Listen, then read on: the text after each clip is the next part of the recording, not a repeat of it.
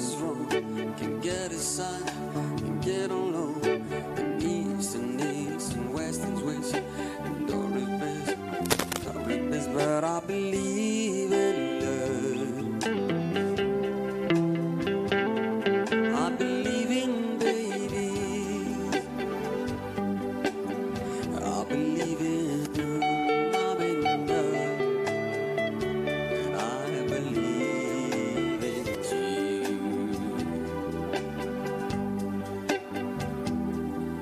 I don't believe in heaven with the world is all that's starting red.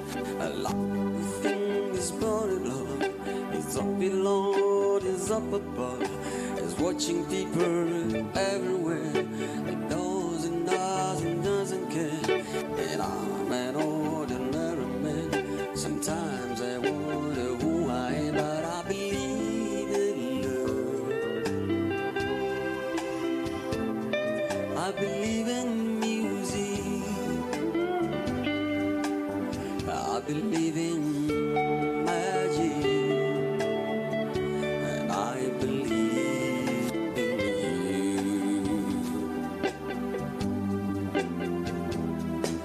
And all it's you and me. And all belongs to you and me. But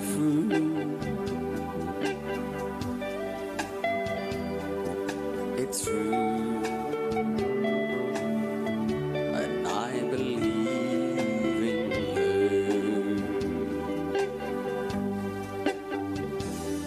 Well, I don't believe a superstar.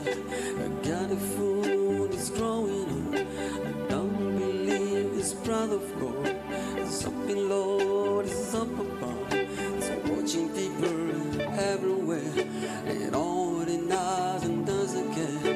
And I'm an ordinary man. Sometimes I wonder who I am, but I believe in love. I believe in folks. I believe in baby. And I believe in you.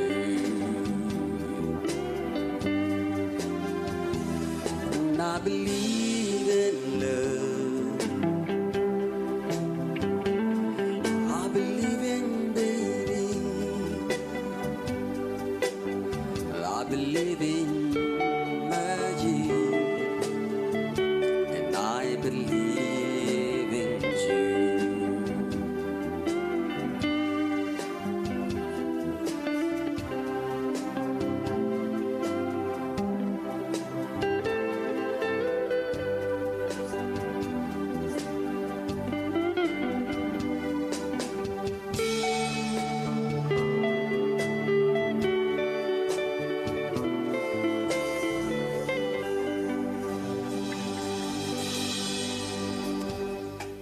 Yeah.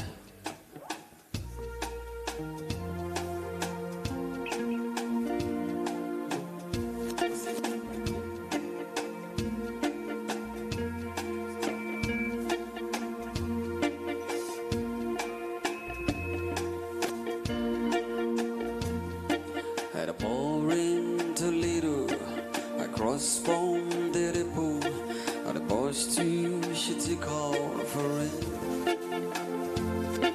I thought I'd get closer, so I walked on over. I sat down, let us study. When the drinks finally there, she said I'm no quitter, but I finally been living on dreams. I'm hungry for laughter, I'm here for laughter. I'm after whenever the other life brings. In the mirror I saw him, and I closed to watch them. I thought how she made me small. He came to the woman who sat there beside me. I had a strong look on his face. They became sweet colors that look like more. For a minute I thought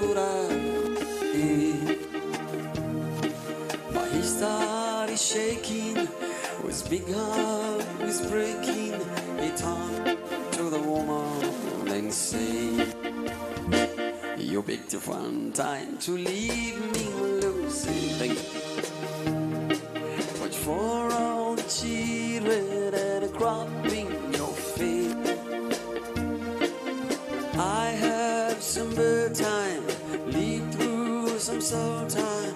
This time the holy morning, you picked a fun time to leave me, Lucy.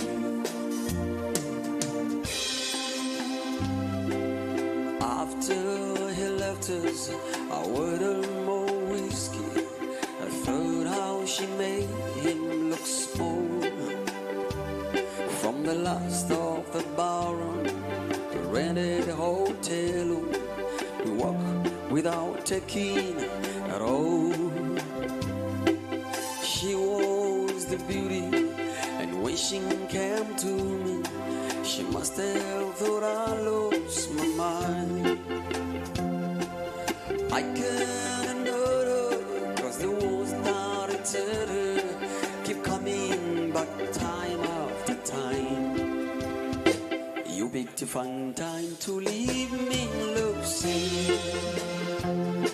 But for our children and a crop in your field, I have some bad time, lead through some sad time.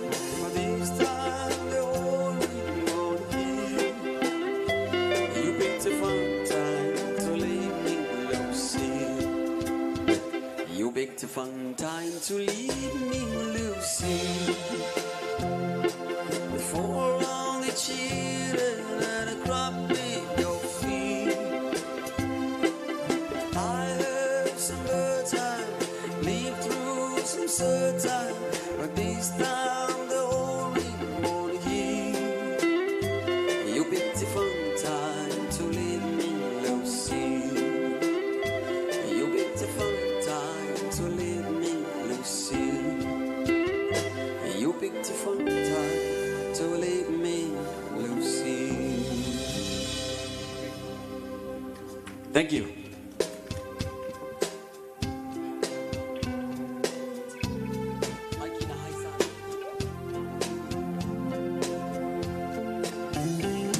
I guess as a lover, I have a ways to go. When someone wants you, be sure you say it's so. But you understand, if you take my hand, then we can dance really slow. There's something on the radio. Listen to the radio. Listen to the radio. Let's ride a night together, baby, don't go. Just sing it on the radio. I try to find a way to explain to you what's on my mind, and no songs I'm playing to you. But you realize, if you close your eyes, feelings my world can't show. And it's playing on the radio. Listen to the radio. Listen to the radio.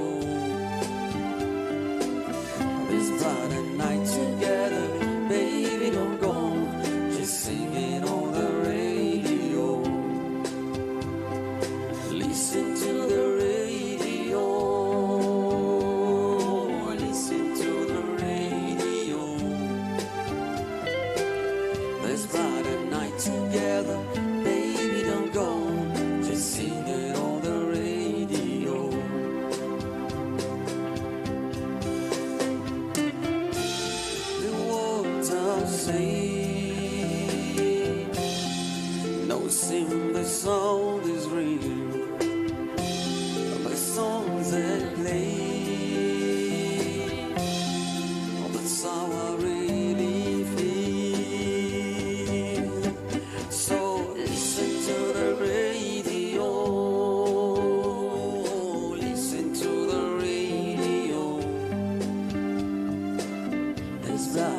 night together.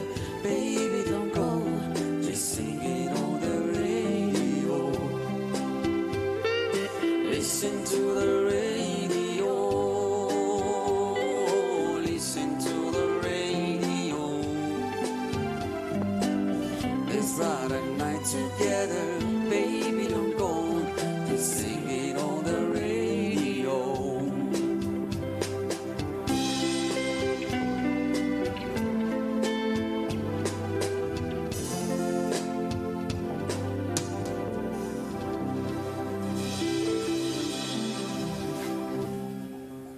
Makofi mengi sana kwetu tafadhali.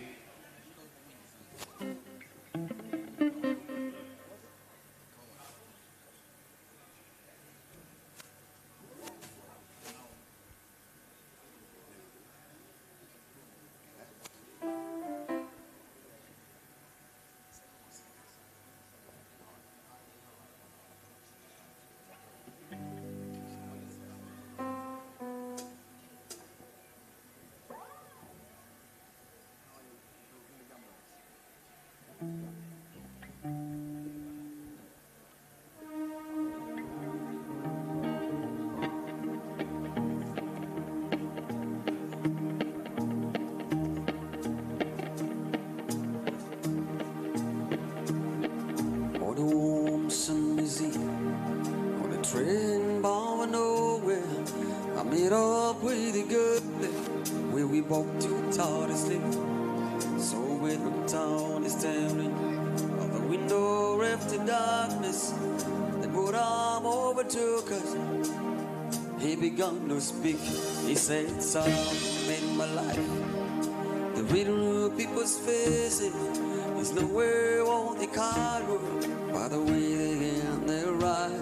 So if you don't mind saying, I can see you out of verses for a taste of your whiskey. I give you some advice. So I begin my butter when I drink now my love swallow. Then he bump a cigarette, dance me for the light, and the night go deadly quiet. His face goes for expression. Said if you're gonna play the game, boy, you're gonna learn to play. That's right. You got to know how they hold up. No round the water, no round the walk away, no rent to run. You never count your money, but it's sitting on the table. Baby, time enough to count it when the dealing's done. Now every gamba knows the secret to surviving. There's nowhere on the throwaway, there's nowhere what to keep. Cause every hand's a winner's, and every hand a loser. And the best you can hope for is to die in a slip. So when it's finished begin, it's a knock to the window. Crossed out your cigarette, faded off to sleep. When it's somewhere in the darkness, the gambler hero given. In his time the road's not fun, and that's that I can keep. You got to know only hold up.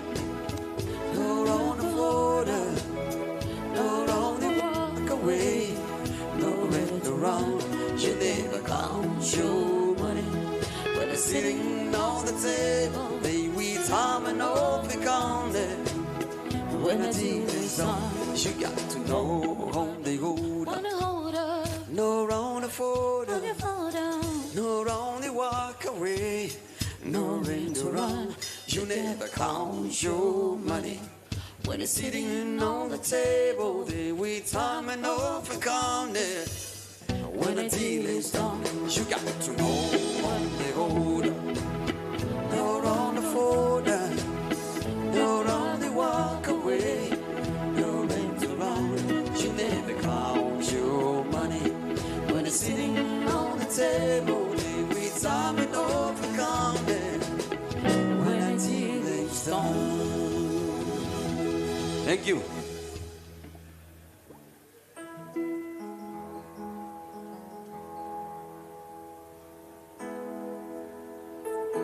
Good morning, ladies and gentlemen. Naam, asante. Wakati burudani ikiwa inaendelea, inaomba kuarifu kwamba mazingira ya kupata kifungua kinywa yapo tayari. Hivyo tunaalikwa tuelekee pale meza 9 floor, na tutapita tukitoka hapa ama tukitokea hapa, lakini tunatumia mlango huu hapa. Tukitoka hapa nyuma kuna njia inatupeleka hapo ndani kwa ajili ya kupata hiyo breakfast. You're welcome for a healthy break, as I did tell you before, that you are now ready for a very short time of a healthy break. And this is a breakfast break. We are welcoming you on the mezzanine floor. And the way forward to the mezzanine floor is right after this door. We are going to access the mezzanine floor. You're cordially welcome. I'm warmly welcoming you for the breakfast break. Karibuni sana sana sana. Tukaribie sote kwa ajili ya hiyo chai kama ilivyoandaliwa. Na baada ya hapo muda mchache tutafadhali tutatumia walau nusu saa hivi kwa sababu hatupo wengi sana. We're going to use almost half an hour.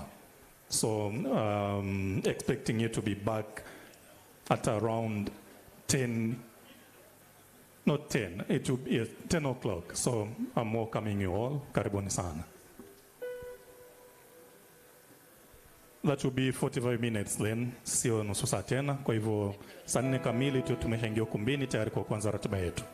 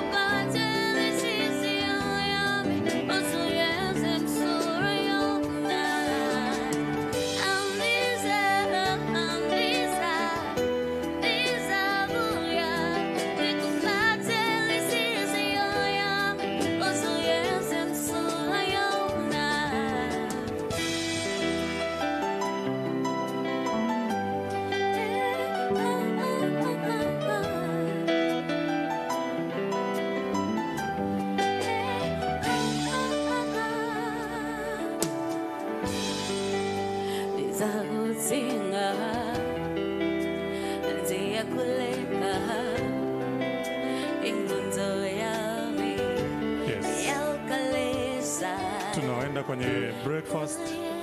Tuhakikishe tuna vitambulisho vyetu. For those who are going for the breakfast, make sure you do have the badge with you. Do not leave the badge behind. Thank you so much.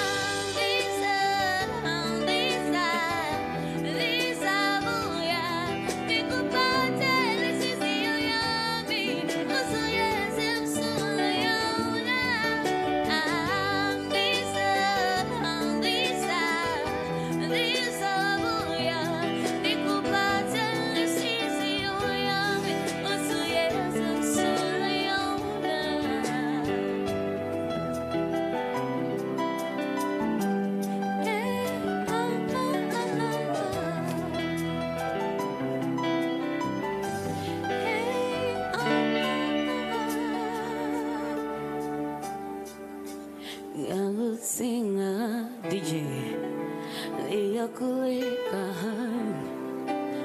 engunzayami alkalisa DJ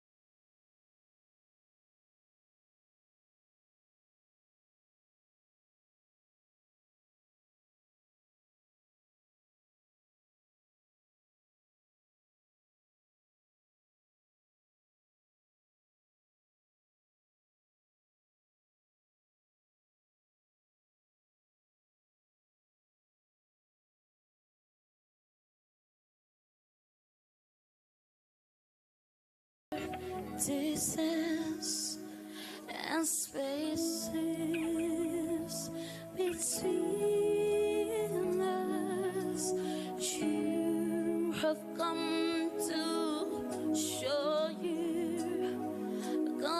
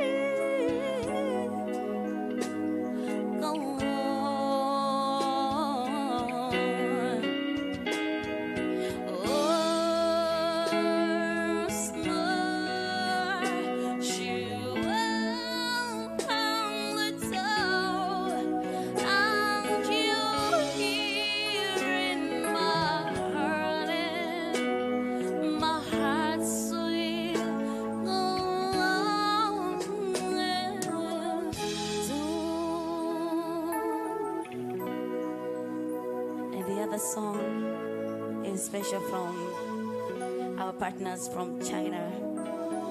I hope you enjoy the other song that is coming.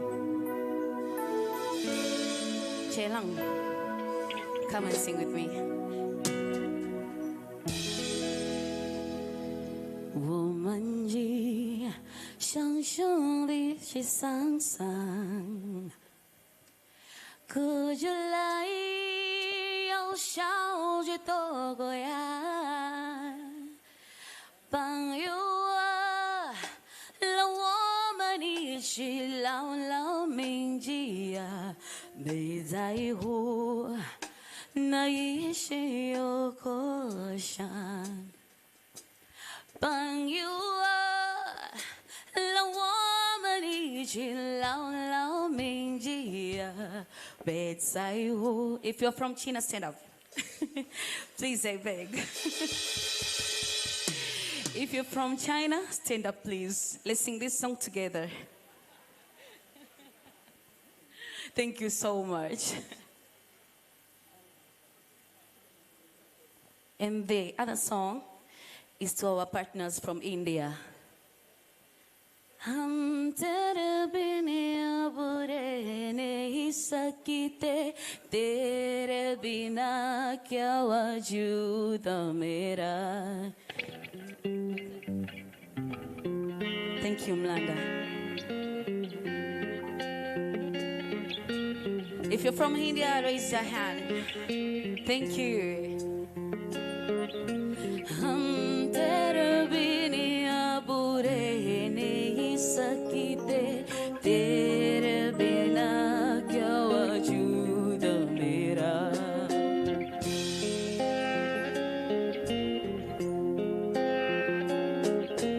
हम तेरे बिना बुरे नहीं सकते तेरे बिना क्या वजूद मेरा. तुझसे जुदा अगर हो जाए तो खुद से ही हो जाएंगे जुदा. क्योंकि तुम ही हो अब तुम ही हो जिंदगी अब तुम ही हो. जाना भी मेरा दर्द भी मेरी आशिकी अब तुम ही हो.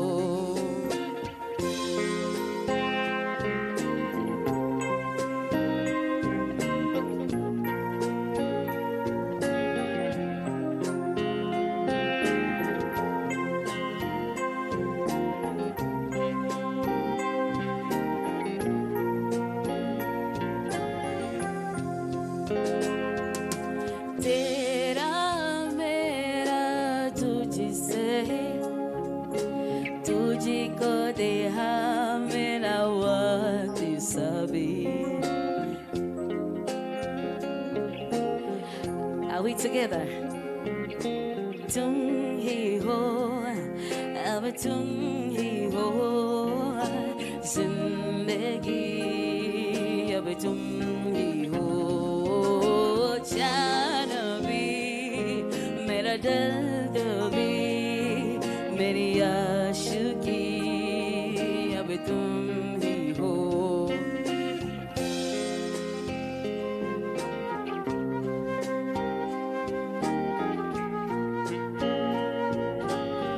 तुम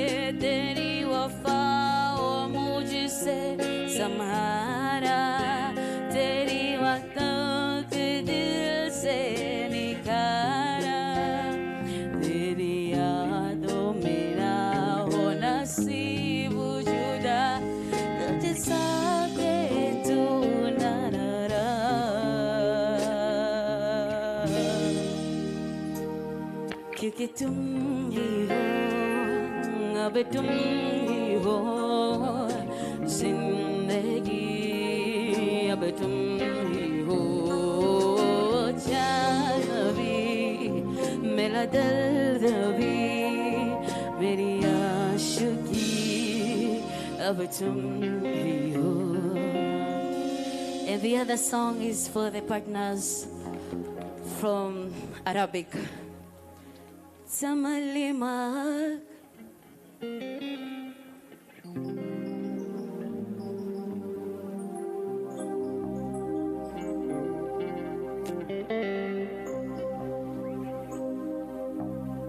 Thank you so much, Muda.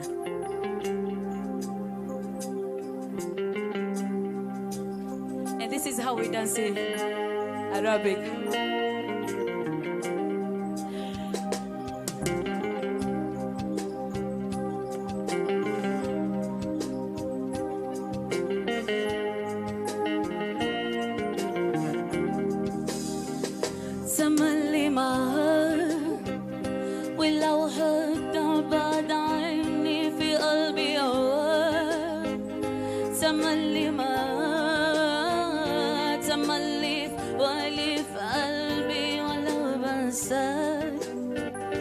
تملي وعيشي لو حتى نكون وياك تملي معاك ولو حتى بعد عني في قلبي هواك تملي معاك تملي في قلبي ولا بنساك تملي وعيشي لو حتى نكون وياك تملي حبيبي بشتاق لك تملي عليا بالبدلك ولو حواليا كل دون بدري يا حبيبي بشتاق لك تملي حبيبي بشتاق لك تملي عليا بالبدلك ولو حواليا كل دون بدري يا حبيبي بشتاق لك تملي Are we enjoying? Are we understanding Arabic? Huh? If you understand, raise your hand. Raise your hand like this. Thank you so much.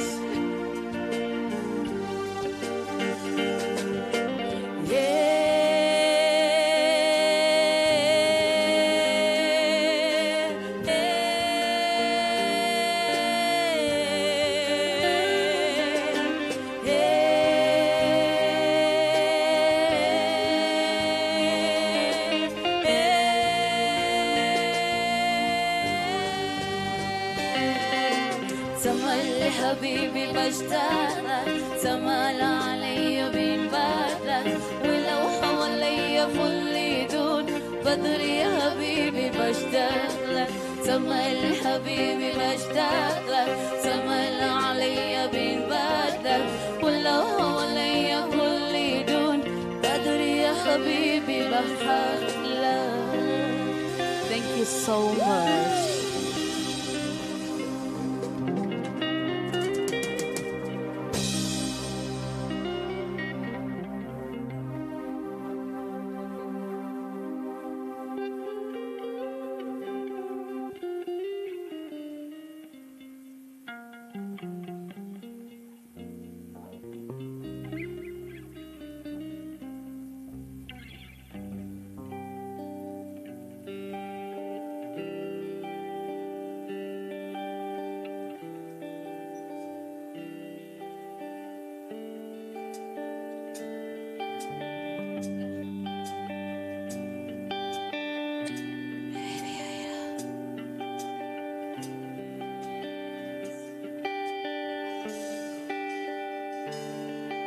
Would you dance if I ask you to dance? Would you run, never look back? Would you cry if you saw me crying? Would you save my soul tonight? Would you tremble if I touch your lips? Would you laugh? Oh, please tell me this. Now would you die for the one you love? Or maybe in your arms tonight.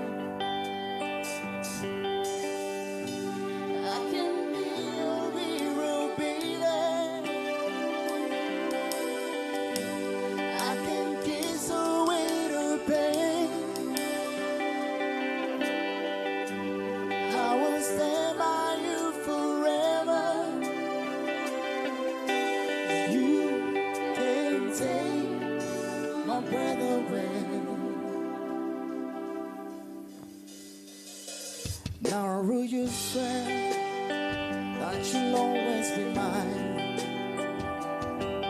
Would you lie, or would you run and lie? All meant to be, I've lost my mind. I don't care, you're here tonight. Oh, oh, oh. I can be your hero, baby. I can kiss away the pain. I will stand by you forever, and you can take my breath away.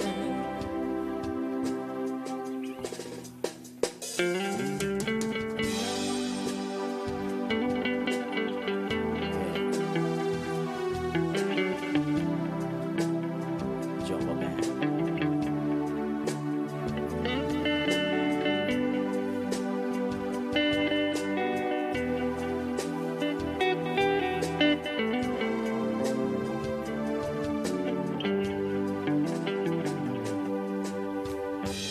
Oh, I just wanna hold you. I just wanna hold you, yeah. Oh yeah, no meant to be. I've lost my mind. I don't care, you're here tonight. Oh, I can be your hero, baby. I can kiss away the pain, oh yeah. And I will stand by you forever. And you can take my breath away. I can be your baby. I can kiss away the pain. I will stand by you forever.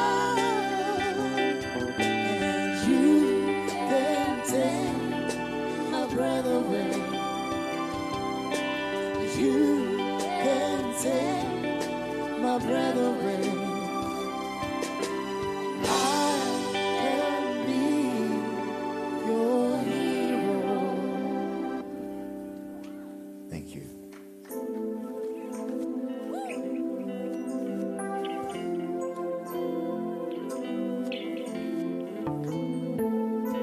This is Jumbo Band.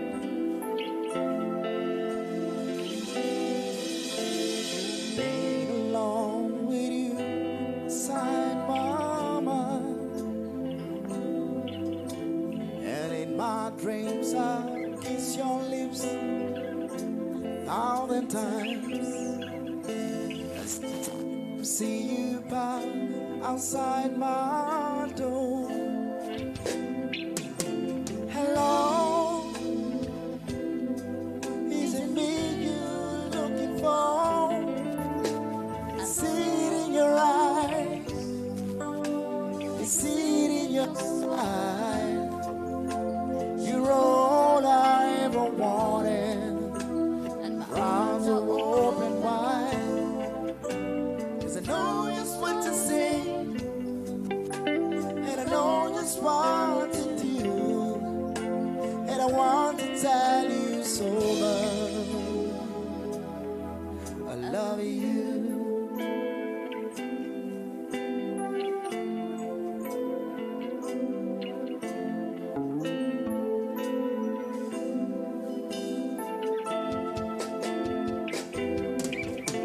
I long to see the sunlight in your head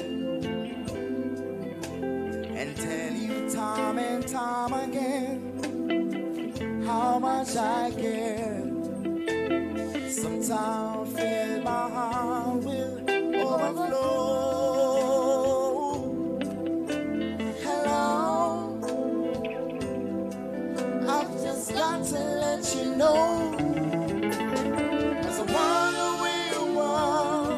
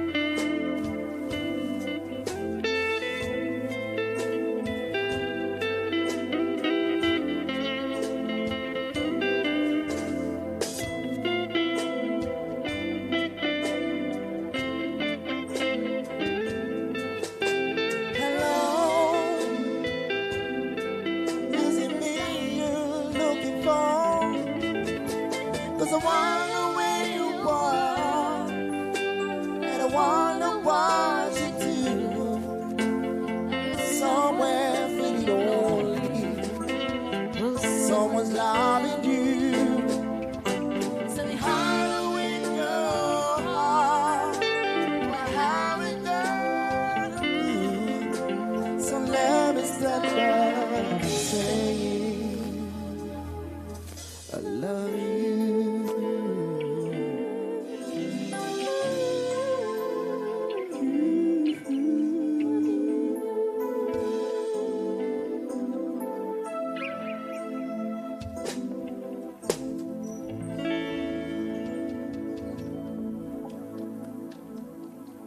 Thank you.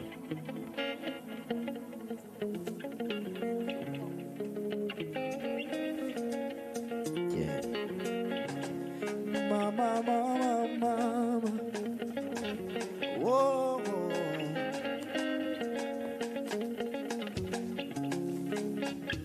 Tatika bamoka musika, tokene koluka bomboima. Nakonka mitelengano, nakonka mopaya, nalia sukayo. Pasina pasie, nakei, nasilobe la kozonga. Mobembo, ezali, deli wateo. Nakei, nasilobe la kozonga. Mobembo, ezali, deli wateo. Atandeleo, dokozonga Kinshasa. Ashoyo elekieri nyokolo, baya pasimbalinga. Atandele dokozonga Kinshasa. Ebeni yabayeba takayo. Atandele dokozonga boka boka babota biso.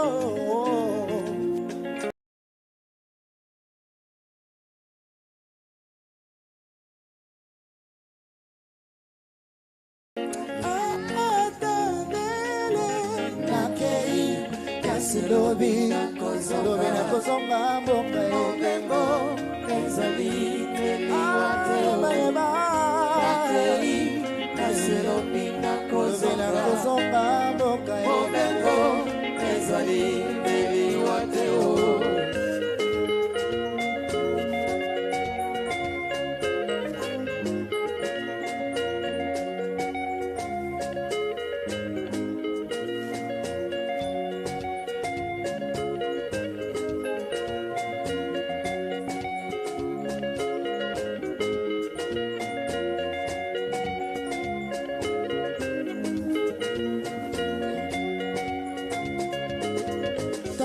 Bamoka mosika, tokene koluka bomboima. Tongoka mitelengano, nakoka mopaya, nalia sukayo. Pasina pasie, nakei, kasilobi na kozonga mboka ebembo ezali eliwateo. Nakei, kaselobi na kozonga mobembo ezali eliwateo.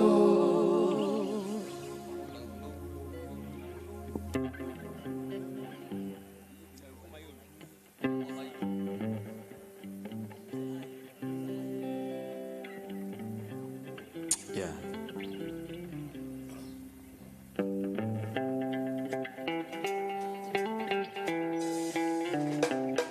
This world is not my home, mine just to pay things through. My treasures all laid up somewhere beyond the blues. The angels beckon me from heaven's open door, and I can't feel at home in this world anymore. Oh Lord, you know I have no friend like you. If heaven's not my home, then Lord, what will I do? The angels beckon me from heaven's open door, and I can't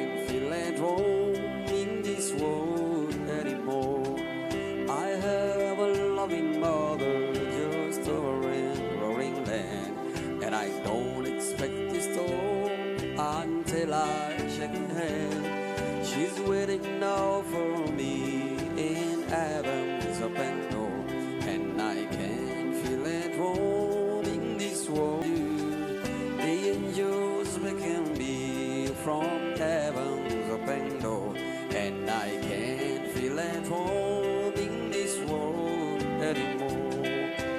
Oh Lord, you know I have no friend like you. If heaven is not my home, then Lord, what will I do? The angels beckon me from the heavens open door, and I can't feel it roaming in this world anymore. Clap your hands if you enjoy the music. Thank you. Asante.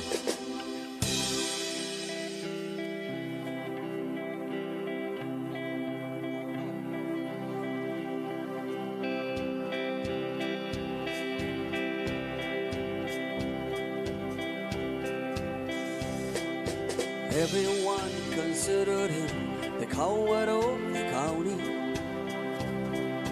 Never stood one single time to prove the county wrong. His mama called him Tommy, but folks just call him Yellow. Something Norris told me that a reader told me wrong. Now he was only 10 years old when his daddy died in the prison. And I took care of Tommy, cause he was my brother's son. I still recall my final words. My brother said to Tommy, son, my life is over, but you, they just begun. Promise me, son, not to do the things I've done.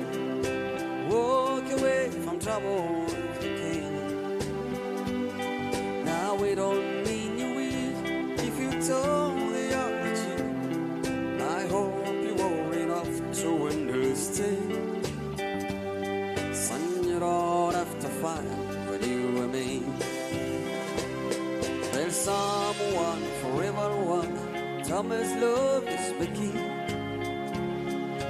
Then her arms didn't have to prove he was a man. One day while he was working, the garden boys came calling. They took toes at Becky. There were 3 of them. Tommy opened up the door, so was Becky crying. The torn dress, the shattered low was more than he could stand.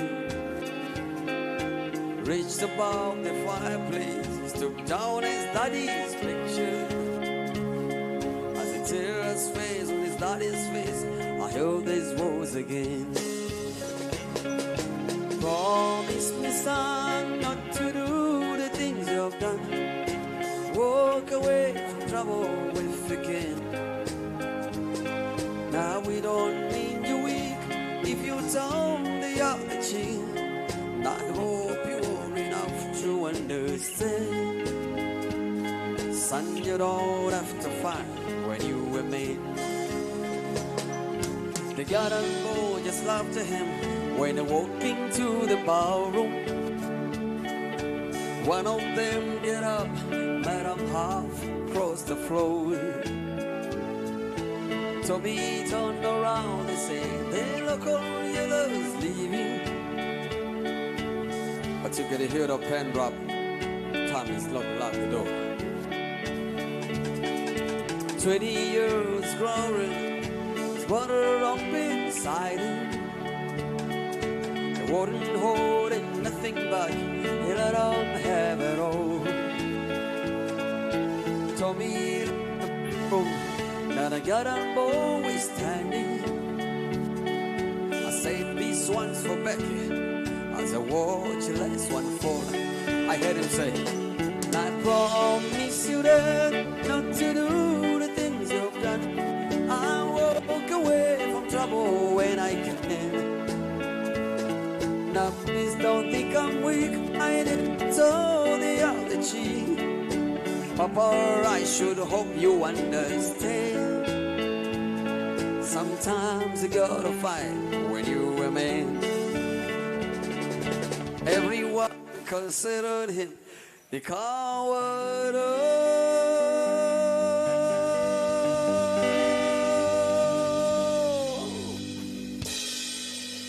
The county. Thank you.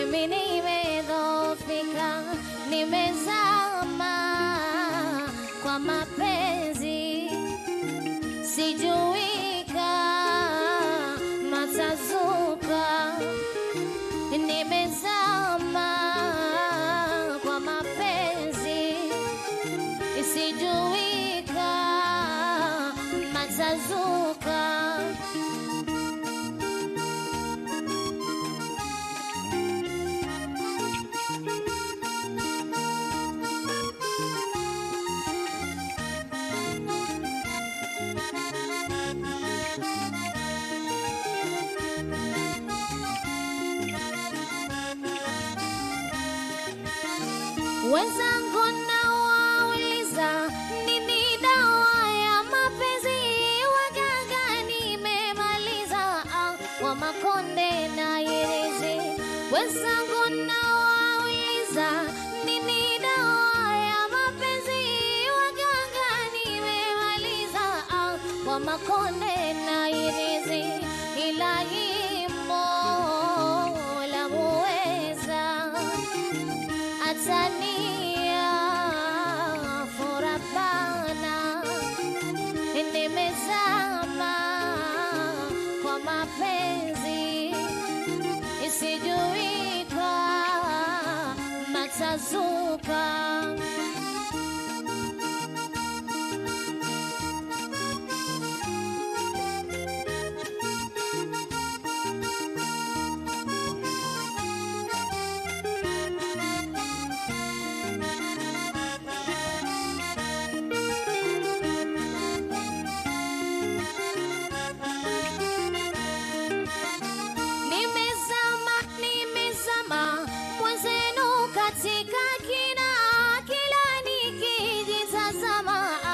la kutenda sina tena.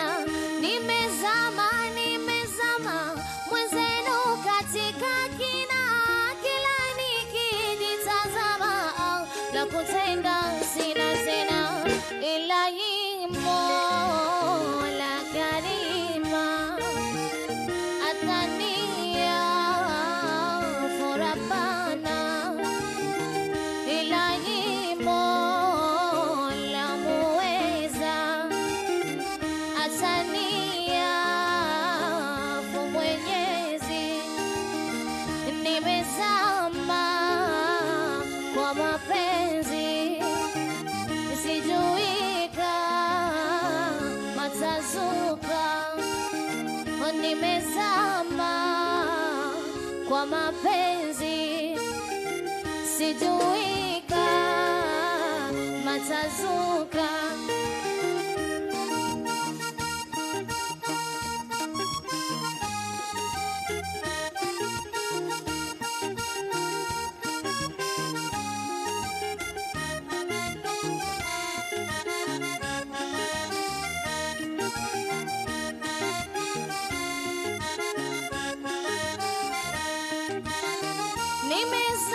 Nimezama katika kina kirefu, kila nikijitazama moyoni napata hofu. Nimezama katika kina kirefu, kila nikijitazama moyoni napata hofu, ila Mola Karima atania Mwenyezi. Nimezama kwa mapenzi, sijuika matazuka. Nimezama kwa mapenzi, sijuika matazuka. Nimezama kwa mapenzi, sijuika matazuka. Nimezama kwa mapenzi, sijuika matazuka.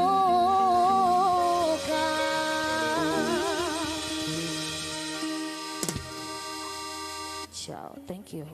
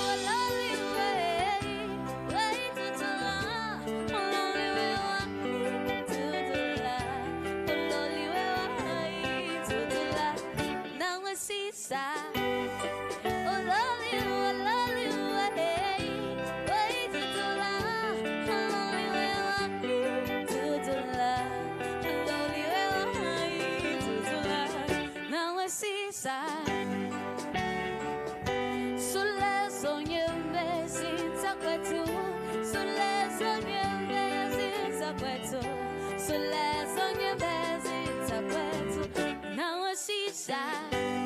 Ololi ololi wei tutula. Ololi wewa tutula. Ololi wewa tutula na washisha. Ofesuno akosene kujali zedesodwa.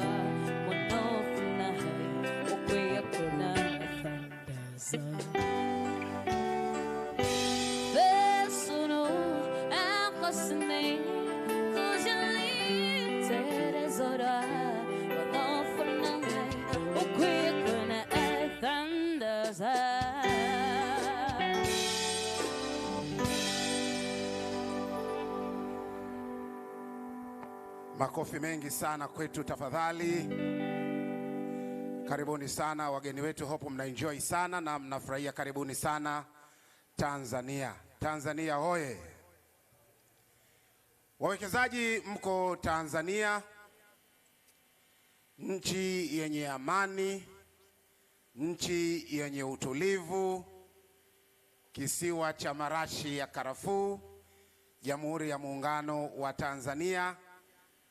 Taifa linaloongozwa na mwanamama Daktari Samia Suluhu Hassan. Naomba tumpigie makofi mengi sana rais wetu. Wageni wetu, tunaendelea kupokea request zenu kutokana na mataifa mbalimbali. Kama tutakuwa tunaukosea wimbo kwenye kipengele cha ladha kidogo, mtatusamehe sana, lakini lengo letu ni kuhakikisha kwamba kongamano hili la kimataifa na linakwenda kwa kimataifa hivyo ambavyo tunataka. Tuna mataifa mengi, tuna karibu nchi zote ziko hapa, nchi zote duniani ziko hapa kwa ajili ya kuona fursa za uwekezaji katika taifa letu la Tanzania. Tunaendelea kuwakaribisha Tanzania. Tuna makabila zaidi ya 120, lakini wote pia tunaunganishwa na lugha moja ya Kiswahili. Tunaunganishwa na lugha moja ya Kiswahili. Kama kweli tumekaribia Tanzania na mmenielewa nachokisema, naomba tujipigie makofi mengi sana wageni wetu. Bahati mbaya ile lugha nyingine sasa mimi kidogo, kwa hiyo hakikisha Mtanzania tunaokoana kwenye hili. Kwa hiyo jirani yako hapo kama anaongea ile lugha nyingine, muokoe mjomba. Sije mkataka niongee nikaanza kuchekesha hapa, mambo yakaingiliana, tukapandisha mafaili hapa, mtu akapewa panado wakati anaumwa ugonjwa mwingine. Makofi mengi sana kwetu tafadhali. Kiukweli tumefarijika sana, na nadhani hata huyu mtu kazi ambaye tunamsubiri hapa, waziri wetu wa afya, atafurahi sana kuona kwamba zile asilimia ambazo tunazo katika uwekezaji kwenye viwanda vya dawa Tanzania zinakwenda kuongezeka baada ya kuona mataifa mengi ambayo yako tayari kuwekeza na nchi mbalimbali. Nimepokea request, wanasema mjomba, ulikuwa unapiga nyimbo za mataifa mbalimbali, lakini hatujasikia nyimbo za South Africa. Kuna mtu wa South Africa hapa, sasa vijana tutatafutana pale. Kuna nyimbo inaitwa Ndaya, imeombwa kutoka sijui Ndaya nafikiri itakuwa ni kama sio Ghana, sijui nchi gani itakuwa. Kuna mtu ameomba nyimbo ya kutoka Brazil oye. Sasa kwenye Brazil mimi kafikiri Brazil ni mpira tu, kumbe na muziki nao wapo, watu wanaomba nyimbo ya Brazil. Kwa kwanza tutaanza na nyumbani Tanzania.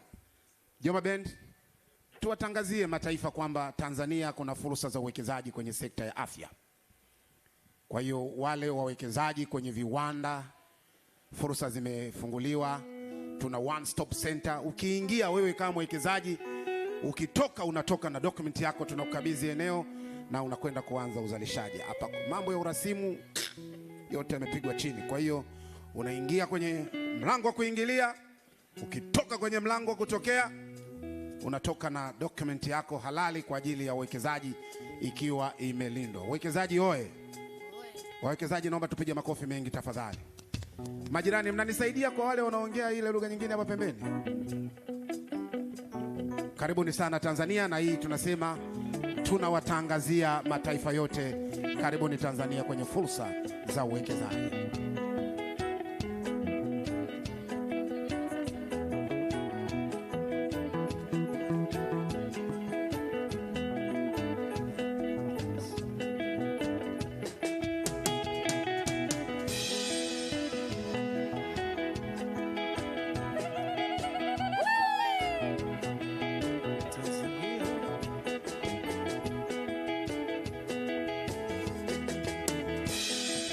Tangazia mataifa yote na jumuiya ya madola yote, Tanzania hiyo sasa imekuwa.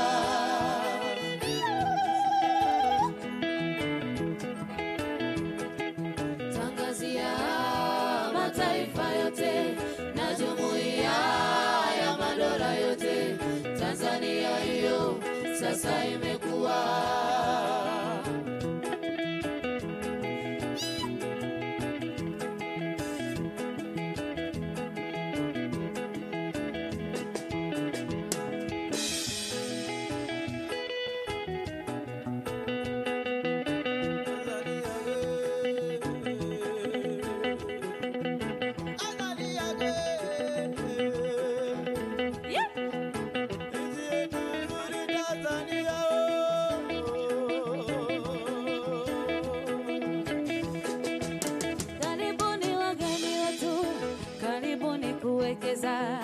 Tanzania iko huru kwa yoyote anakaribisha.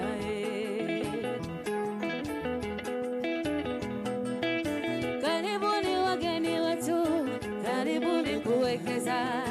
Tanzania iko huru, mnakaribisha nyote.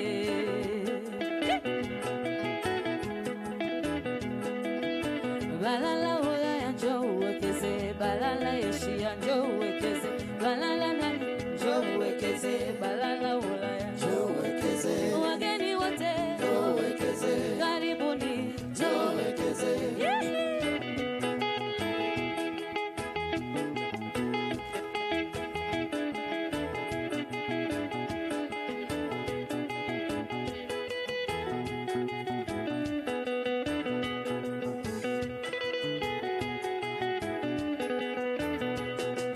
Tangazia mataifa yote na jumuiya ya madola yote, Tanzania hiyo sasa imekuwa.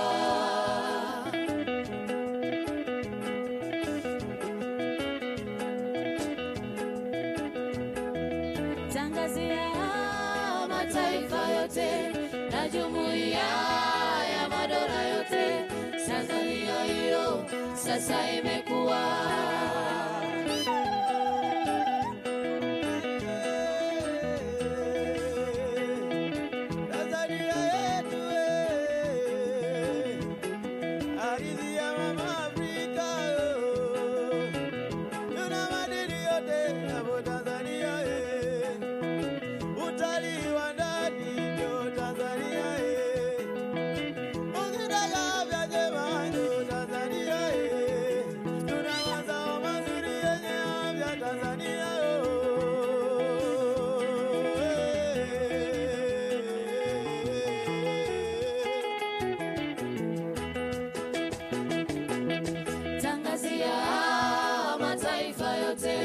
Na jumuiya ya madola yote, Tanzania hiyo sasa imekuwa. Tangazia mataifa yote na jumuiya ya madola yote, Tanzania hiyo sasa imekuwa. Tanzania hiyo sasa imekuwa, Tanzania hiyo sasa inakuwa. Makofi mengi sana kama unaamini Tanzania inakuwa. Makofi mengi kama unaamini Tanzania imekuwa. Sawa. Nimeambiwa kuna watu wa zamani kidogo wamesema, mjomba, toka umepiga hapa asubuhi tunasafiri mataifa mengine, vipi kuhusiana na nyumbani kidogo? Yule aliyeomba nyimbo kutoka Brazil, nyimbo ulioomba tumeshindwa kusoma. Tunaweza kuipiga lakini kuisoma jina lake tumeshindwa. Kwa hiyo tutakubadilishia wimbo kidogo, lakini utatokea huko Brazil. No sir. Watu wameomba Neema. Kuna watu wa zamani kidogo hapa wameomba nyimbo ya zamani ya Neema. Inalia? Ndio. Haya, tafadhali.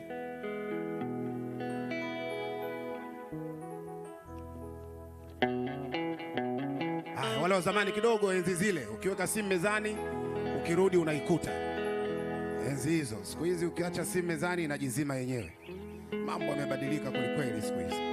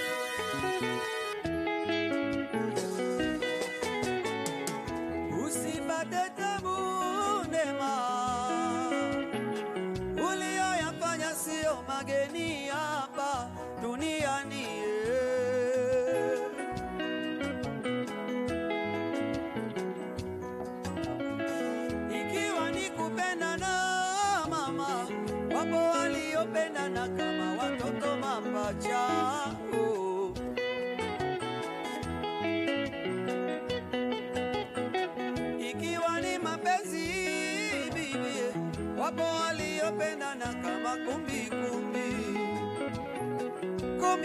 yo, wanapendana sana, hata wakati wa kutembea utawaona bibi mbele bwana nyuma.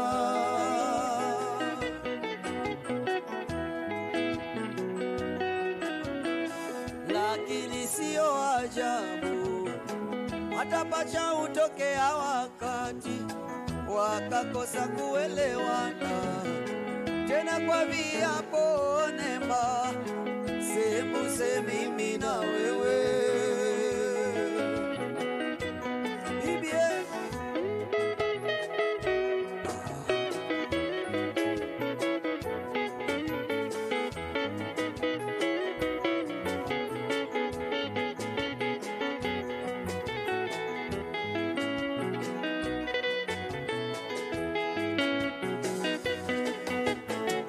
Afadhali yako nimeipokea kwa mikono miwili, tena bila ya kinyongo moyoni mwangu Neema.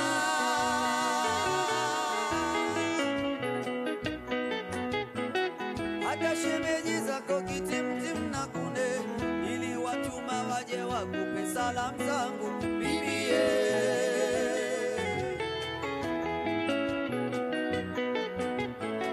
Bwana, wale wa zamani kama tupo tunyoshe mkono namna hii. Kama tunakukumbusha mbali kidogo zamani. Wawili tu. Ndio, wewe si wa zamani kidogo wewe. Kwa hiyo nisije nyumbani kwako wala kazini nisikufate, hata kusalimiana na mimi hutaki, japo twafahamiana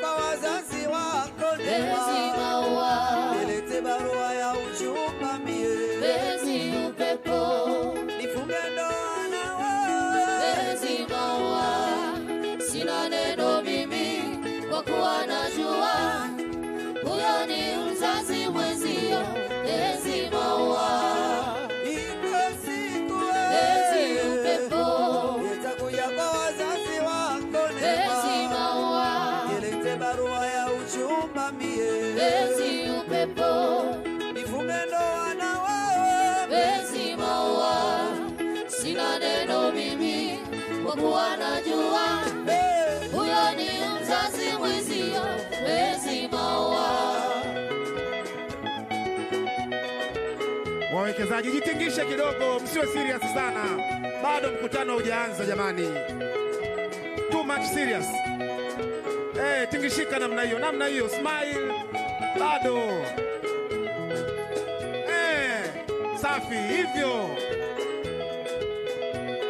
Bado mna safari ndefu ya kujadiliana leo. Namna hiyo, jitingishe hapo hapo ulipo. Safi kabisa.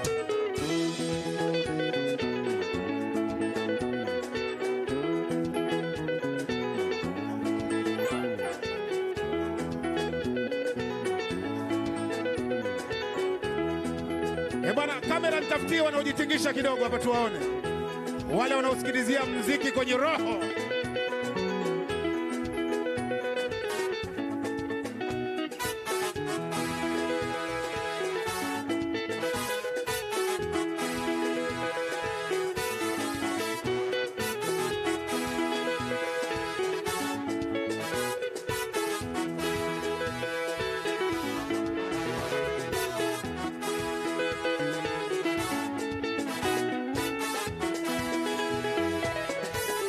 Penzi maua, penzi upepo, sina neno mimi kwa kuwa najua huyo ni mzazi mwenzio, penzi maua.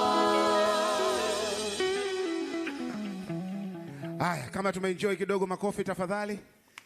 Tutaenda kwa kuombana, kulazimishana mpaka tutafika leo hapa. Tuongeze makofi wa wawekezaji tafadhali. Asante sana, tunashukuru sana. Wimbo unaofuata nao ni wa zamani kidogo. Sasa unahitaji kitambaa cheupe, unaitwa kitambaa cheupe. Huu ni wa Kinkiki, wameumba kitambaa cheupe unalia. Basi kama una kitambaa cheupe, angalau ratiba, hata hiyo program tunyanyua juu namna hii. Angalau tuonekane tunawasiliana. Hebu shika ratiba, safi. Hata kitambulisho chako basi, hata hiyo safi, nyanyua angalau tuonekane tunawasiliana. Hamna kitu kibaya kuonekana kama unaboa. Unapiga muziki afu watu wafurahi. Kama unafurahia huduma hii, tafadhali naomba nyanyua hata ratiba tu. Haya, matajiri mnaona, wawekezaji hao wanasema wanafurahia. Sasa ole wenu tusionane mwisho wa kazi. Tunyanyue tena ratiba, matajiri waone. Asante sana, wanafurahia kitambaa cheupe. Kwa hiyo itakapofika wakati wa kitambaa, tutanyanyua ratiba hiyo angalau kuonyesha kwamba njia ni nyeupe ya uwekezaji. Twendeni, 80% tunadaiwa hapa. Halo mama, naondoka yeye, naenda nitarudi, nyuma wabaki jihadhari na watu fitina wambea. Halo mama, naondoka yeye, naenda nitarudi, nyuma wabaki jihadhari na watu fitina wambea. Bongo ina mengi mamae, kila kukuchapo mambo mapya, tuyazingatie ya kwetu, wala tusiwape muda karagosi. Bongo ina mengi mamae, kila kukuchapo mambo mapya, tuyazingatie ya kwetu, wala tusiwape muda karagosi. Basi bora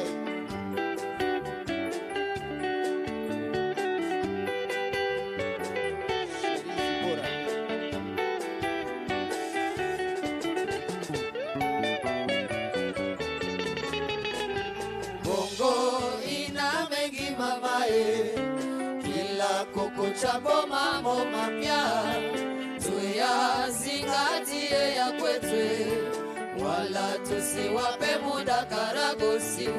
Bongo ina mengi mamae, kila kukuchapo mambo mapya tuyazingatie ya kwetu, wala tusiwape muda karagosi.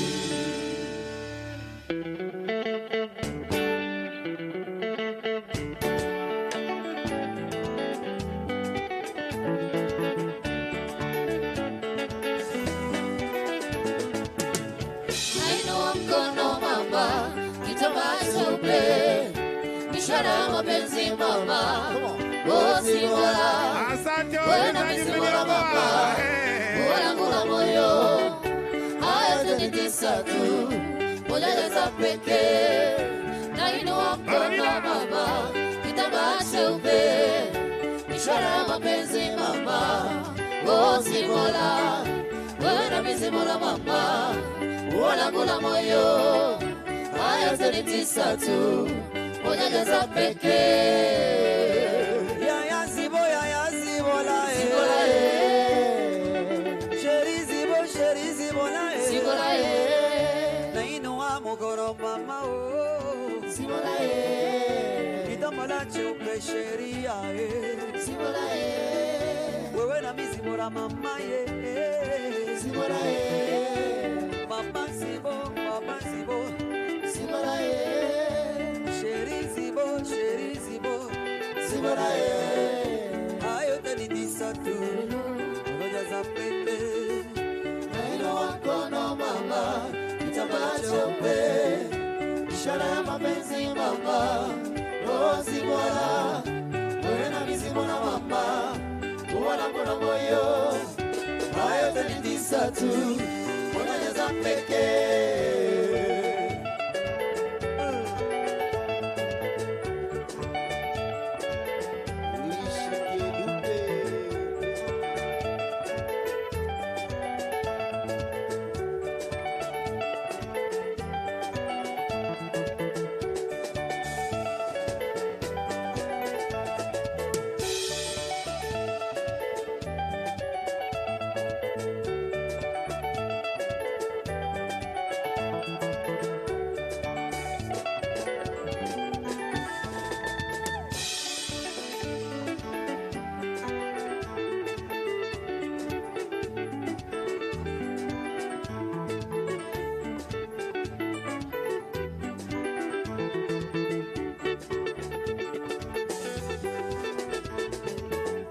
Nainua mkono mama, kitambaa cheupe, ishara mapenzi mama, bosi bwana. Wewe na mizimu na mama, wala ngula moyo, hayo tenitisa tu, moja za pekee. Asante sana wawekezaji, naona dalili zote za moshi mweupe kwamba mgeni wetu sasa anakaribia. Kwa hiyo tutapiga nyimbo kama mbili hivi, alafu tutafute namna ambavyo tutampokea mtu kazi huyu, waziri wetu ambaye anakwenda kufanya mapinduzi makubwa sana katika sekta ya afya, na ni waziri wa afya, waziri ambaye ameamua kabisa kwa dhati kuandika historia kupitia Daktari Samia Suluhu Hassan. Na ukimwona huyu msema chochote maana ya MC anaenda kwenye eneo la jukwaa, jua kwamba kuna kila dalili ya moshi mweupe. Wameomba nyimbo, wamesema mjomba unaongea sana lakini haujaimba nyimbo, tunaomba nyimbo ya asanteni kwa kuja. Haya, mjomba naye anaambiwa apige hata nyimbo ya. Sasa mtakuwa mnawatafsiria hao wageni hapo, asanteni kwa kuja. Asanteni kwa kuja, na mimi nasema wawekezaji karibuni sana Tanzania. Asanteni sana kwa kuja. Na nimepata mwaliko mkubwa huu kutoka kwenye hii kampuni kubwa kabisa hapa. Inaambia mjomba tuwasiliane. Nishakula shavu, makofi mengi sana kwangu. Tafadhali na mniombe dua. Asanteni kwa kuja.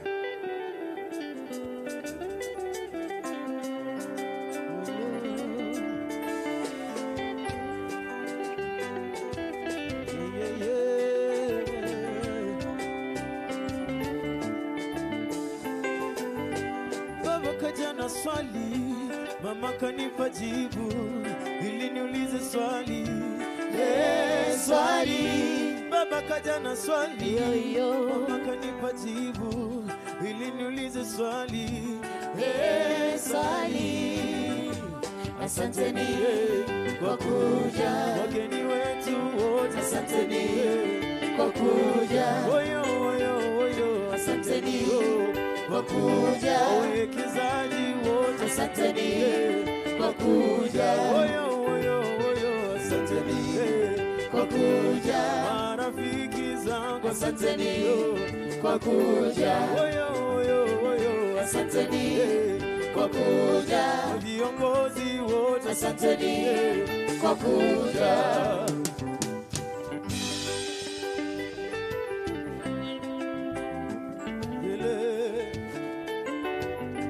Baba kaja na swali, mama kanipa jibu ili niulize swali. Swali, baba kaja na swali, mama kanipa jibu ili niulize swali. Swali, asanteni kwa kuja, wageni wote asanteni kwa kuja. Oyo oyo oyo, asanteni kwa kuja, wawekezaji wote asanteni kwa kuja. Oyo oyo oyo. Ndugu zangu, jamaa na marafiki zangu, waneni usema usimuhadithie mtu ndoto yako ya jana usiku, lakini hapa ni kinyume. Siri tunasema, bayana tunaficha. Asanteni sana kwa kuja. Najua wakati ni mali, wakati ni ukuta, kama neno litokalo mdomoni kama sauti, na wakati mwingine ni kama moshi, ukitoka haurudi. Lakini kwa nini alaumiwe dobi kutakasa kaniki, hali tunajua rangi ya nguo? Ndugu zangu, ukiona paka kakubali kulala chali, anza kuomba ruhusa kazini. Najua mila na desturi za kwetu huruhusiwi kusema. Utaambiwa una hila, utaambiwa uchuro, utaambiwa huna mapenzi ya pande mbili. Na kama watakuwa wamechukia sana, watasema ulianza kutoka kichwa baada ya miguu, yaani huna adabu. Asante sana kwa kuja. Asanteni kwa kuja, marafiki zangu asanteni kwa kuja. Oyo oyo oyo, asanteni kwa kuja, wawekezaji wote asanteni kwa kuja. Oyo oyo oyo, asanteni kwa kuja, na wageni wote asanteni kwa kuja. Mimi sikuwa naijua safari hii kabla, japo niliitegemea sana. Wazazi wangu waliwahi kuniambia kuwa ipo siku nitasafiri. Nikacheka sana. Wale nitazama, kisha wakacheka tena mara ya pili, tena kwa nguvu. Basi kama tofauti ya vicheko vyao ningevijua jana, usiku wa jana, kabla ya leo, nadhani ningeudhihirisha umma ule usemi wa kuwa riziki ni kama ajali, hauitambui siku ya kuja. Cha kushangaza, baba alishika swali, mama akanipa jibu niulizwe swali. Je, ungependa kuona nini unapokuwa safarini mwanetu kipenzi? Mama akasema, mwambie ungependa kuona miti inavyorudi nyuma katikati ya safari. Ningependa kuona miti inavyorudi nyuma katikati ya safari. Good sana mwanaitu. Nini tena kingine? Ningependa ule uchimbaji dawa katikati ya safari. Ningependa kuona ule uchimbaji dawa katikati ya safari. Wao, umekuwa kiziwanda wetu. Oyo, oyo, oyo. Oyo, oyo, oyo, Asanteni kwa kuja, rafiki zetu, asanteni kwa kuja, oyo, oyo, oyo, asanteni kwa kuja, wawekezaji wote, asanteni kwa kuja, oyo, oyo, oyo, asanteni kwa kuja, viongozi wote, asanteni kwa kuja. A very huge round of applause to Mrisho Mpoto and the band. Tumpigie Mrisho Mpoto makofi mengi sana tafadhali. Mrisho Mpoto huyu, kwa wasiofahamu, gwiji huyu tarehe 27 Oktoba mwaka huu atakuwa anatimiza miaka 48. Mzaliwa mwaka 1978 kule Songea. Na Mrisho Mpoto, majina yake kamili ni Mrisho Isa Hussein Mpoto, akiwa ni mzaliwa wa 36 kati ya watoto 36 kutoka kwa mama anaitwa Mwanaisha Athman. Mama yake na Mrisho Mpoto alikuwa ni mke wa 12 kati ya wake 12 wa mzee Isa Hussein Mpoto. Mpoto bwana ni ushahidi wa msemo wa mama hamtupi mwanawe, kwani akiwa mdogo Mrisho Mpoto alinusurika kuuawa. Hiyo ni kwa sababu mara baada mama yake mzazi kumzaa, aliamriwa akamtupe Mrisho Mpoto porini na ikibidi afukiwe kabisa ili asipate kuishi tena. Sasa mama yake alikana hilo kutoka kwenye maagizo ya kimila na nini, misuguano iliyokuwepo kwenye familia yake. Lakini ili kumuokoa ikabidi mama yake akubali kishingo upande kwamba kweli anaenda kumtupa huko porini. Usiku wake mama yake Mrisho Mpoto akatoroka, akamtorosha kutoka walipokuwa wakiishi kijiji cha Mchomoro kule Songea mpaka wilaya ya Namtumbo. Na kisha mnamo mwaka 1988 Mrisho Mpoto akiwa na umri wa miaka 10, yeye na mama yake walihama kutoka Namtumbo na kuhamia hapa Dar es Salaam, ambako ndio safari yake sasa ya ukuaji na kujitafuta ikawa imeanza rasmi. Na kwenye kuisaka elimu amepita kwenye shule mbalimbali na vyuo mbalimbali kutokana na kipawa chake na hali ngumu mamake aliyokuwa nayo. Basi Mrisho Mpoto kipaji chake kilionwa na waliokuwa wahadhiri wa chuo kikuu cha Dar es Salaam na wakamkuza kwenye sanaa, na ndivyo ambavyo safari ya Mrisho Mpoto ikang'oa nanga mpaka hivi sasa kikiwa ni kipaji kikubwa akitumika kwenye majukwaa mbalimbali akitoa elimu na hamasa kuhusu ajenda mbalimbali za kitaifa, na yeye pia akiwa ni mlezi wa wasanii wengi ikiwemo bendi yake hii ambayo anaimiliki ya Mjomba Band. Anao wasanii wakubwa waliofanya makubwa kwenye muziki wetu wa kizazi kipya hapa nchini Tanzania. Miongoni mwao yupo Nurueli Mboe, maarufu zaidi kama Nurueli, lakini namuona kakangu Steve R&B pale. Hao ni miongoni mwa wasanii alioweka pamoja na hivi sasa wanalisongesha kupitia Mjomba Band. Tumpigie makofi mengi sana Mrisho Mpoto.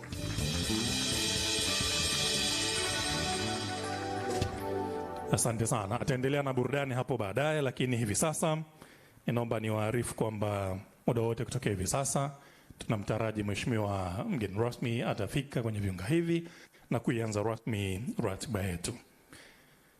In no time we expect the guest of honor to be coming and therefore to start our program. But as we all know, through the timetable or the program which I shared with you on how we can reach it, on our badges we do have a QR code. You can scan it and have the whole program. But if I can take you through the purposes of the forum, the main purpose is to showcase pharmaceutical manufacturing investment opportunities in Tanzania, but also to highlight government incentives, regulatory pathways, and support mechanisms, and also to facilitate networking between investors, manufacturers, government, regulators, and development partners. And that's why we are all here together. And if we can go through this brochure, it highlights all the key areas. It answers, or it explains more on the purposes I've mentioned. There are 3 of them, but if you can go through it, it tells you on why invest in Tanzania. Tanzania serves as a potential customer to more than 61.7 million people. This is according to the 2022 General Census. But also knowing that Tanzania borders almost 8 countries. On the EAC alone, serves about 295 million people. And SADC covers over 450 million market. And therefore, Tanzania is a strategic location which borders 8 countries, as I mentioned, and the Indian Ocean, but also it is economically stable, but also, as we all know, Tanzania has been well known as a peace and political country, stability, but also Tanzania is a rich country in natural resources, including natural vegetation and plantations, and therefore natural resources and raw materials are guaranteed.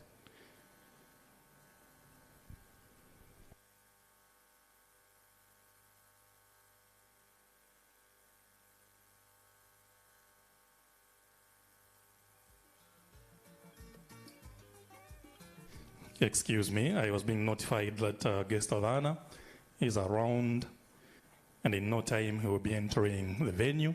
And please, at the time of his arrival in the venue, I'll please ask you all to stand as a way of inviting him up until the time he will be sitting here in his seat. But also, we do expect to pay a tribute to our national anthem, and therefore when we will be singing the national anthem, we will all be standing, and we do hereby remind you that phones must be in silence mode or in a vibration mode. Thank you so much for your understanding. I continue to take you through to why you should invest in Tanzania, and especially in this health commodities industry in Tanzania. In a global context, the global pharma market is at a USD 1.4 trillion.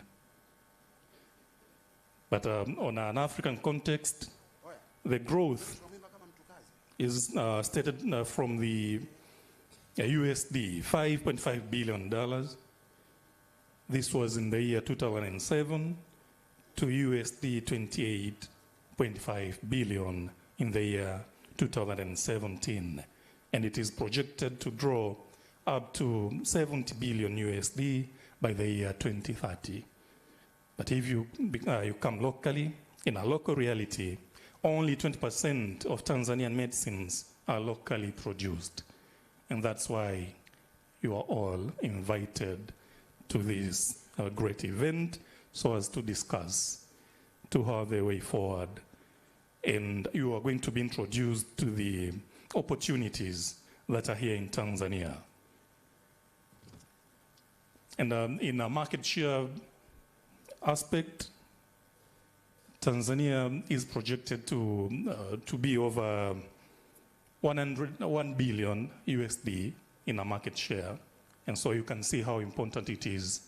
The market is here, but the investments are very, very low. And therefore, you're welcome, warmly welcome.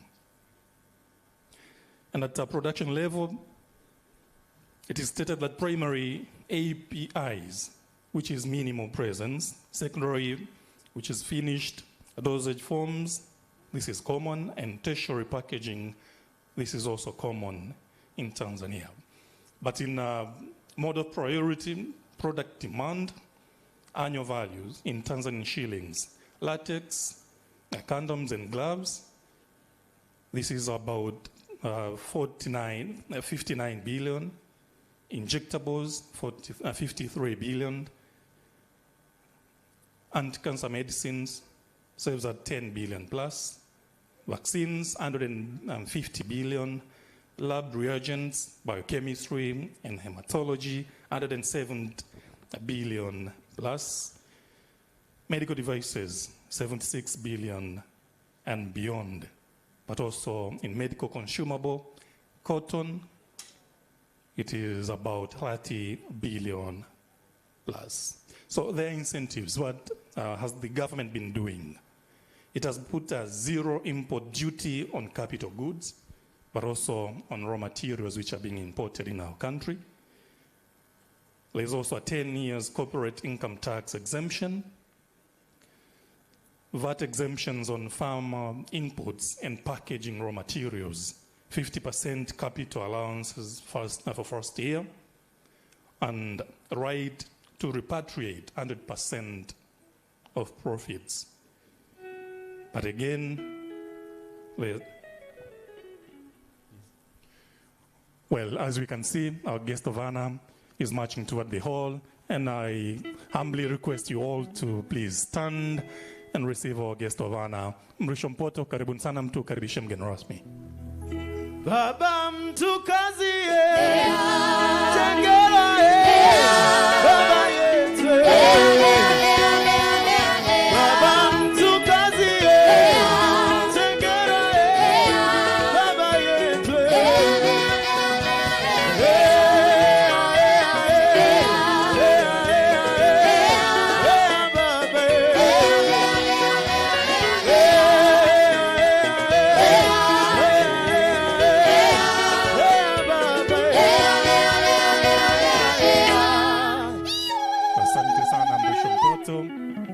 Thank you so much, Mpoto and the band.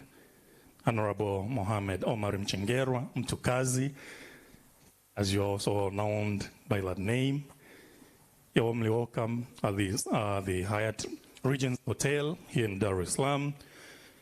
Well, we do expect you to open the Tanzania Pharmaceutical Production Investment Forum.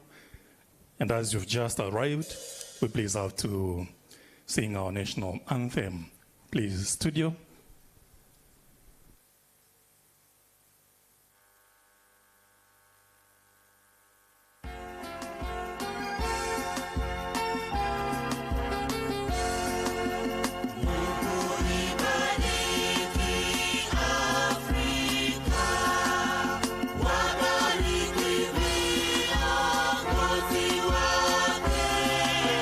Hekima, umoja na amani.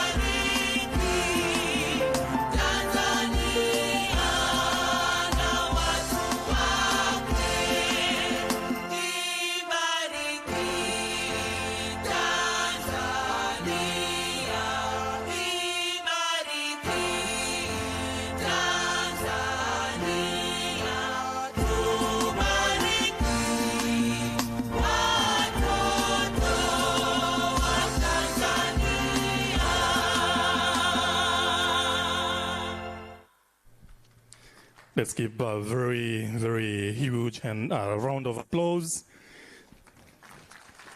Thank you so much. Honorable Minister and all the high table members, we get seated, and all the participants. Honorable Mchengerwa,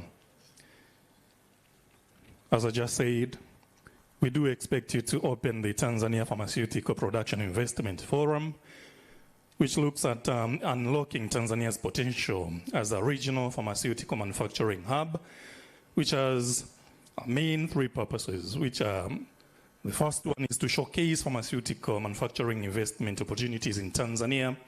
And the second purpose is to highlight government incentives, regulatory pathways, and support mechanisms, but also to facilitate networking between investors, manufacturers, government, regulators, and development partners. And that's why all these investors, manufacturers are here with you today.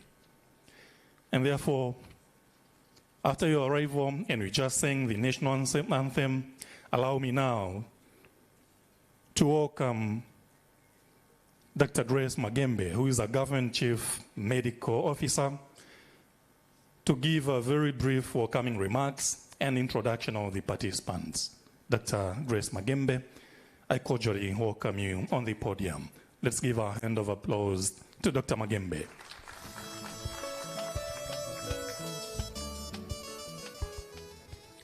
Honorable Minister, Omari Mchengerwa, I'm standing before you and the audience to give an introduction, just to understand who is here and where they're coming from. And before I start doing that, the Master of Ceremony has already talked a bit on the objectives of this meeting, but allow me to briefly elaborate a bit on those objectives. So one of them, as he said, is to seek and to showcase the wide range of pharmaceutical manufacturing investment opportunities in Tanzania, but we'll also be able to share how fast-growing our market is, supportive policy environment, and also expanding industrial infrastructure. So all this will be shared here today. But again, we'll use this opportunity as well to provide an opportunity to highlight what the government of Tanzania is doing in terms of providing incentives, regulatory pathways, but also other support mechanisms that are designed to attract and sustain pharmaceutical manufacturing investments. Honorable Minister, the third objective, and which is also equally important, is that this meeting is intended to foster meaningful networking and dialogue between our domestic investors, but also our foreign investors or international investors in the manufacturing industry of health commodities, but also government institutions that are present here, regulators, and development partners.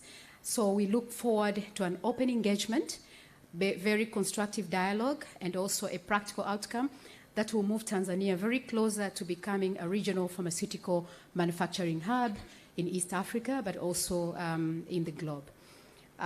Honorable guests, now allow me to do the introduction. One, let me start by introducing you, our guest of honor, Honorable Mohamed Mchengerwa, the Minister of Health. Thank you. With us also we have a Deputy Minister from the Ministry of Finance, Honorable Muda. We also have Dr. Banuel Nyawasa.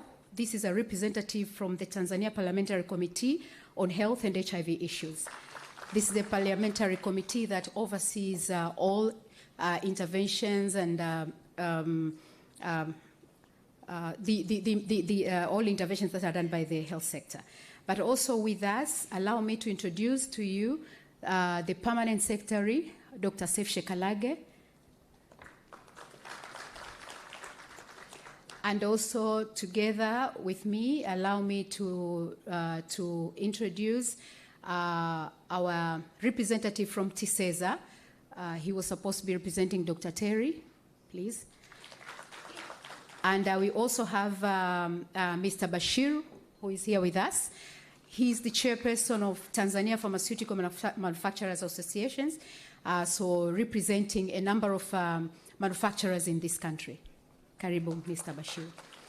But also together with us, we are also privileged to have the Director General of TMDA, Dr. Adam Fimbo. We have the Director General of MSD, Mr. Mavere Tukai. We have the Chairperson of Pharmaceutical Investment Acceleration Task Force. You realize that, Honorable Minister, you composed this team to make sure that investment in Tanzania actually is no longer a headache to anyone. This is a team that is, we are looking for that this team will facilitate, investment initiatives within the country. And this team is chaired by Mr. Amur, who's here. And, but also Mr. Emmanuel Tayari, who's the Vice Chair of this task force. Thank you. And also with us, we have representatives from different government departments and ministries. Could you all rise together? Minister of Health, PRIGE, and all other ministries that are here. Can you please stand up? And departments. Yes. Thank you. And we also have members of the Pharmaceutical Investment Acceleration Task Force. Could you just rise, all of you together? Yes, the members are there. And we also have, Honorable Minister, the aim of this forum was to bring together investors, both from Tanzania, but also from other countries, that is international investors. And I'm very honored to tell you that together in this meeting, we have almost 457 investors from this country, local investors. Could you all rise up together for the interest of time? Thank you very much for coming. But also, when we looked at the registration, we had 40 investors across the globe. And today, we are privileged to have 25 of them attending this meeting. So, and these are coming from different countries, just to mention the countries. And as I mentioned your country, could you please rise up? We have investors from the United Arab Emirates. Thank you. We have investors from India. Thank you very much. And we have investors from Egypt, Germany, Somalia, Sudan, Kenya, China, Rwanda, and Ethiopia. But also, Honorable Minister, we have invited guests from different institutions as well as the media family. Having said that, thank you very much for the opportunity, and I beg to submit.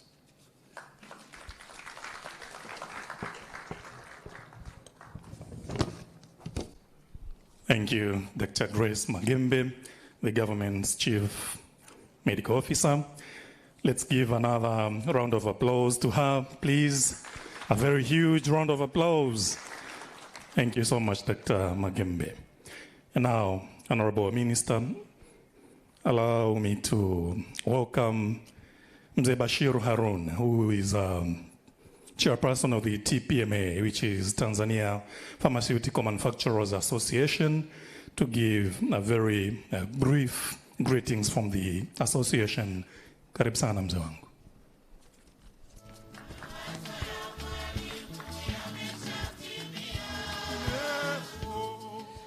Honorable Minister, Honorable Mchengerwa, Honorable Deputy Minister, Permanent Secretary, all government dignitaries, our guest today from investment from different countries, my fellow Tanzanians, very good afternoon. Or it's morning. On behalf of our government and the people of United Republic of Tanzania, I warmly welcome you to our country and this important investment forum. I am pleased to address you on behalf of Tanzania Pharmaceutical Manufacturer Association and to present to you compelling investment opportunities within Tanzania pharmaceutical manufacturing sector. Tanzania is politically and economically very stable country with a strong commitment to private sector-led growth. This stability provides a secure and predictable environment for long-term investment, particularly in strategic sectors such as this pharmaceutical sector.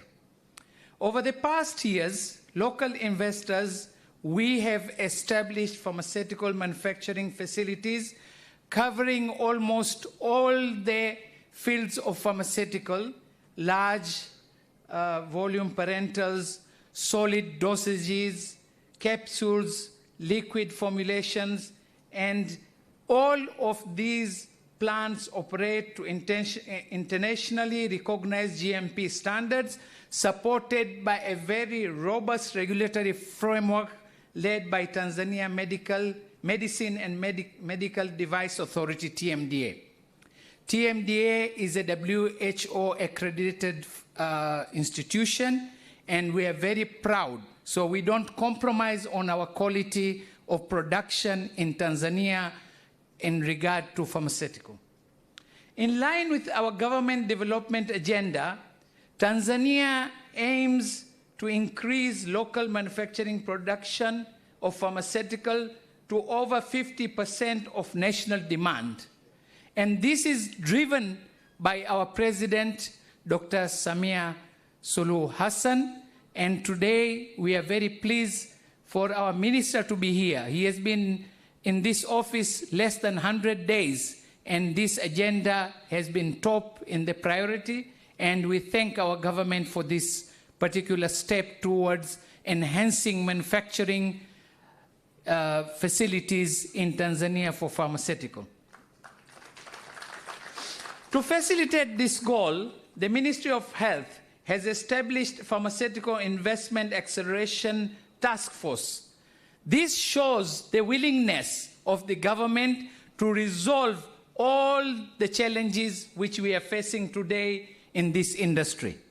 So we are very proud of this task force, and we believe that this task force will look at the challenges and create a conducive environment which will enable the existing investment to grow and attract more foreign investment in our country.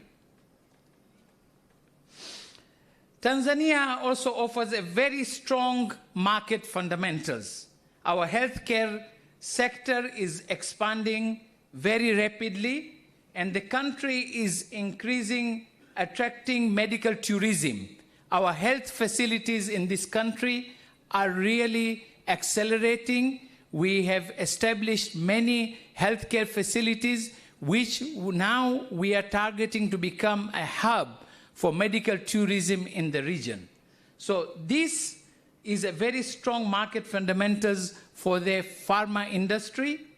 And as you know, Tanzania is well positioned to serve as a regional pharmaceutical manufacturing and distribution hub for East and Central Africa. We invite you to partner with us through joint ventures. We, as local manufacturers, we are quite open to join hands with all foreign investment so that we can grow together and capture this market. We are also inviting you for technology transfer and greenfield investment and unlock these opportunities to contribute to sustainable healthcare development in the region. We are serious, and we are here today to make sure that Tanzania can accelerate and achieve this target. I welcome all of you. Welcome to Tanzania. Welcome to this huge market, and we are here to cooperate with our government to ensure that the target of the government is achieved. Thank you very much. Asante sana Mzee Harun. Thank you so much, Mzee Bashir Harun, for your remarks.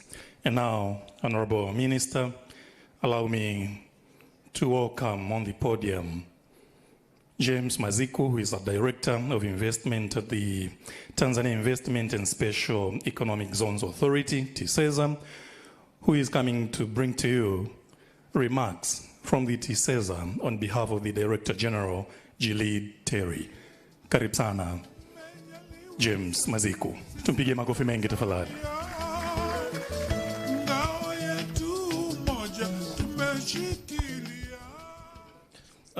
Honorable Minister, High Table, distinguished guests, all protocol observed. I'm thankful to you, Honorable Minister, to give TISEZA a chance to stand on this meeting. I understand this is your meeting, and I'll try my level best to be as smart, short as possible. Our presence of TISEZA here, we have one big role: to facilitate and coordinate business networking. We are mandated by way of legislation, the Investment Act of 2025, to coordinate all investment-related issues. Lucky enough, or coincidentally, Honorable Minister, pharmaceutical industry is one of the priority sector TISEZA identifies. So we are here, me and part of my colleagues, I understand we'll have a space and lots to do a presentation. So given this chance, I don't want to preempt it, but I just want to make an assurance before you, Honorable Minister, and all investors that will be staying around until the closure of this meeting to facilitate and provide all guidance and clarity of whatsoever related to investment issues. With this, I submit, Honorable Minister. Thank you. Thank you so much, Mr. Maziku. And now, Honorable Minister, allow me to welcome to the podium Honorable Emmanuel Nwas, who is a member of the Parliamentary Committee on Health and AIDS Issues, and he is bringing to you greetings from the committee on behalf of the committee's chairperson. Karibu sana Mheshimiwa Daktari Emmanuel Nwas, mbunge na mjumbe wa kamati hii. Honorable Minister of Health, Deputy Minister of Finance, our chairperson of the Pharmaceuticals Association, and high table leaders, our esteemed investors from all over the world and within the countries, good afternoon. Honorable Minister, I would like to bring the very warm greeting from the members of Parliament who are in the standing committees of health and AIDS issues that I'm representing into this meeting. We are very happy to see this important progress in improving the manufacturing of the pharmaceutical commodities and supplies within our country. As you remember, Honorable Minister, one of the goals of our President, Dr. Samia Suluhu Hassan, is to bring a smile to the faces of Tanzania. And one of the key sectors that will bring the smiles is the health sector, by ensuring that all Tanzanians are having a good health.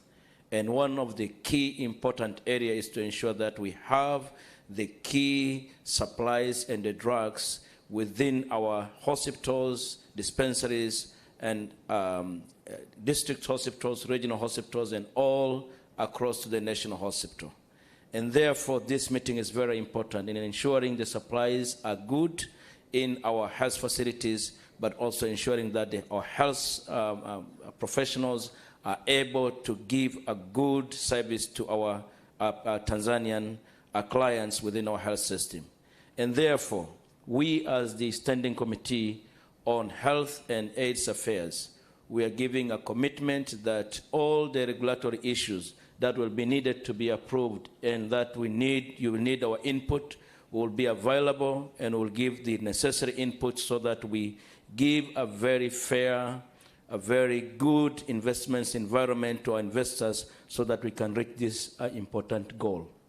Lastly, I would like to say that also we understand there will be an issues on legal issues which will need a parliamentary approval, and therefore our committees, on behalf of the chairperson of our committee, will give the necessary input so that we improve a legal environment for investors to work and safeguard their investments within our country so that we harness from this a very prestigious opportunity.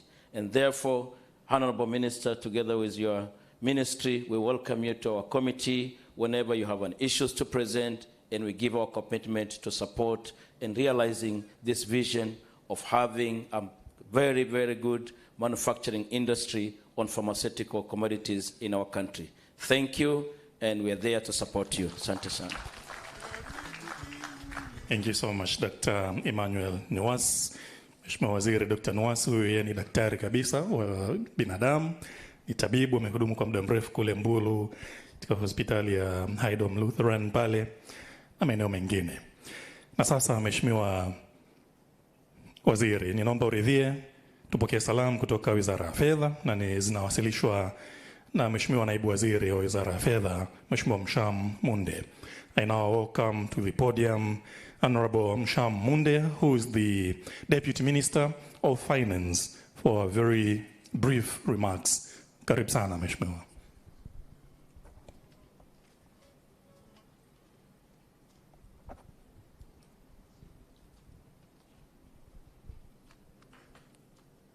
As it was introduced, I am Engineer Msham Ali Munde.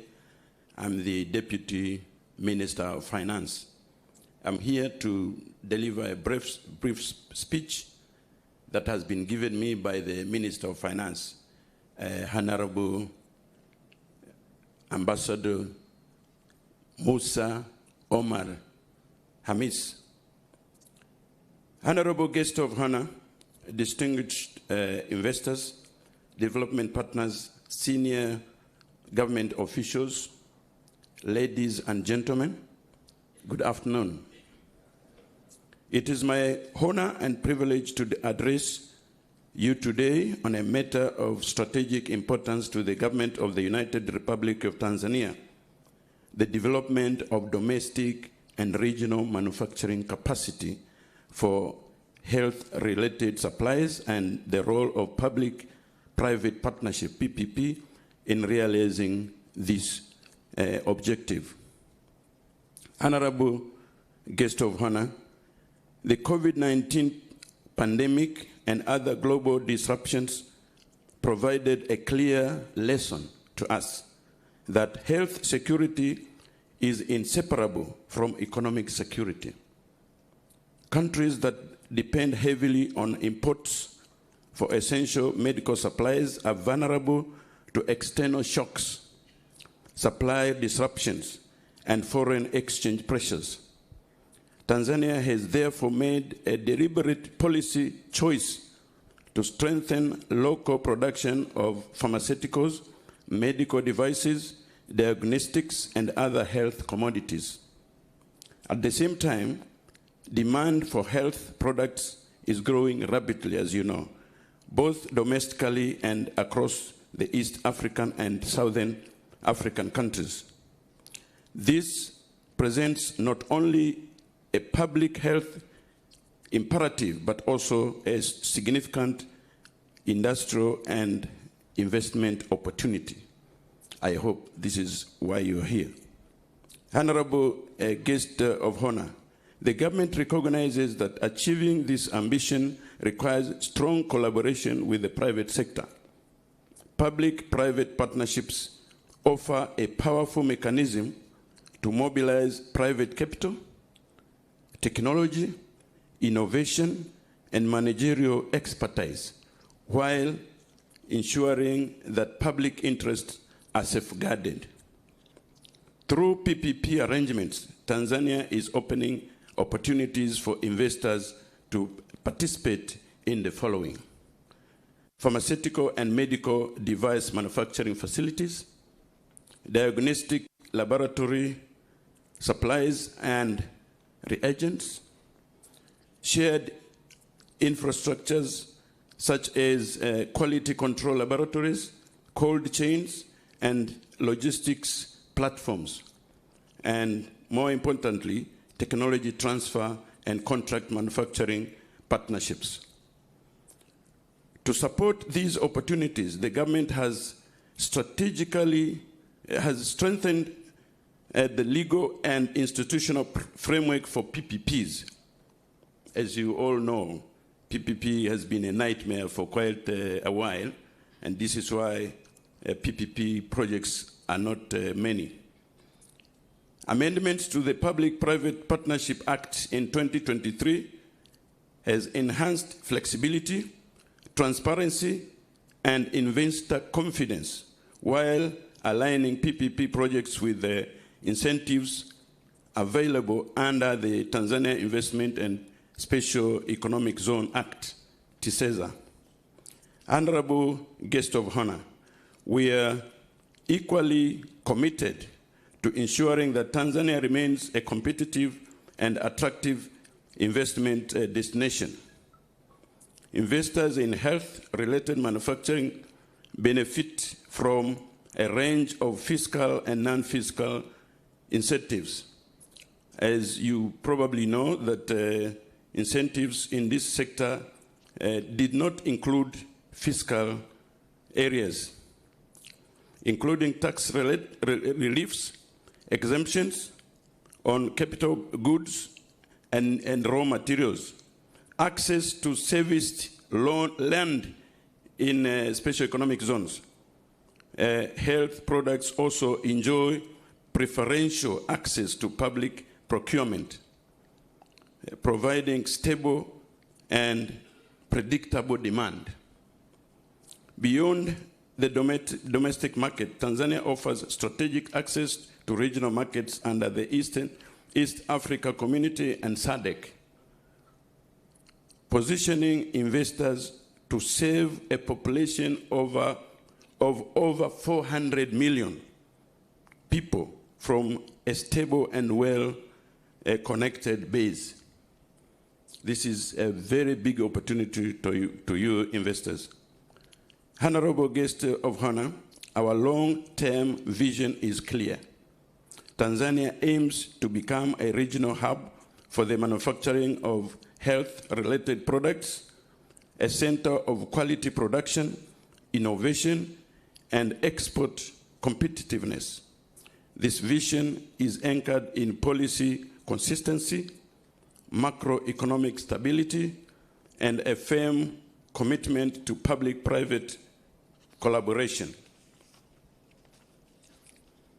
To our investors and partners present today, I wish to emphasize this to you. Tanzania is open for partnership. I repeat, Tanzania is open for partnership.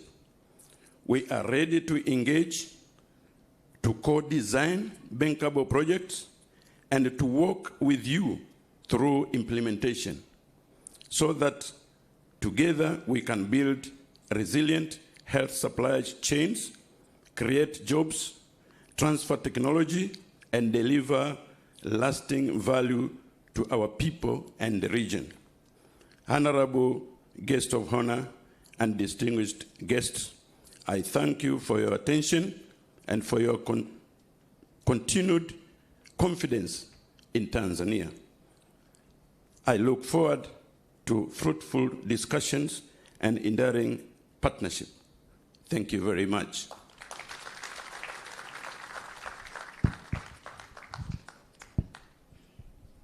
Asante sana, Mhandisi Mshamali Munde. Let's again join our hands together for him. Thank you so much. And now, Honorable Mohamed Mchengerwa, after this very first round of greetings from various groups, allow now me to welcome before you entertainment from Rishon Poto and the band. Mjomba Band, welcome on stage for the prepared entertainment for today's event. Asante sana. Karibu sana. Tuwapige makofi mengi sana Mjomba Band wakati tunakuja.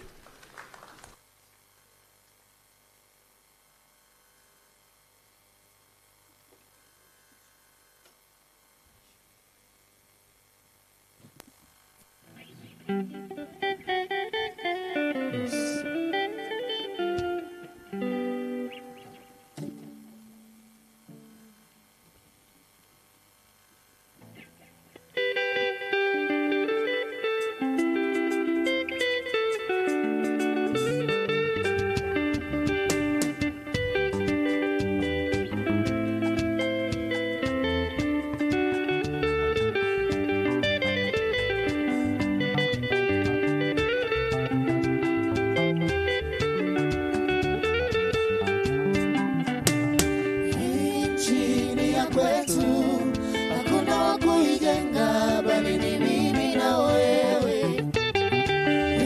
Nchi ni ya kwetu, hakuna wa kuijenga bali ni mimi na wewe. Wenye moyo wa kizalendo uwe mmoja wao, uwe mmoja wao, uwe mmoja wao, uwe mmoja wao. Hii ni Tanzania yetu, nchi ni ya kwetu, hakuna wa kuijenga bali ni mimi. kizalendo Nchi ni ya kwetu, hakuna wa kuijenga bali ni mimi na wewe. wenye moyo wa kizalendo Uwe mmoja wao, uwe mmoja wao, uwe mmoja wao,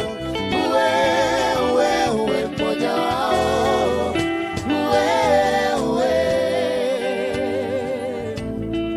Count not the value of life in number for years, but in seconds and minutes of needs, which are touching people's heart and they think prestige. Maisha hatuyahesabu kwa karne na miaka, ni matendo ya wajibu, sekunde ama dakika, yatakayoleta thawabu kwa watu kuyakumbuka. Ndiyo maisha, thawabu na yanayohesabika. Ndugu zangu, hatuangalii tumeishi karne ngapi, hatuangalii tumeishi miongo mingapi, hatuangalii tumeishi siku ngapi. Tunaangalia katika nafasi ndogo ulioaminiwa, umefanya nini kwa ajili ya kuacha kumbukumbu na historia katika watu waliokuamini. Leo tunazungumzia miaka kadhaa katika historia ya nchi hii. Tunazungumzia Watanzania zaidi ya milioni 61. Tunazungumzia bima ya afya kwa wote, kwa kila Mtanzania. Hakuna sababu nyingine, lengo kila mtu afurahie, aenjoy maisha ya nchi aliyozaliwa. Mtu kazi, kinachotokea leo unakwenda kugusa mioyo ya Watanzania. Watanzania kila wanapolala wanaamka, wanaulizia kuhusiana na afya zao. Watanzania kila wanapolala wanaamka, wanauliza bima ya afya itaanza lini kwa ajili ya maisha yao.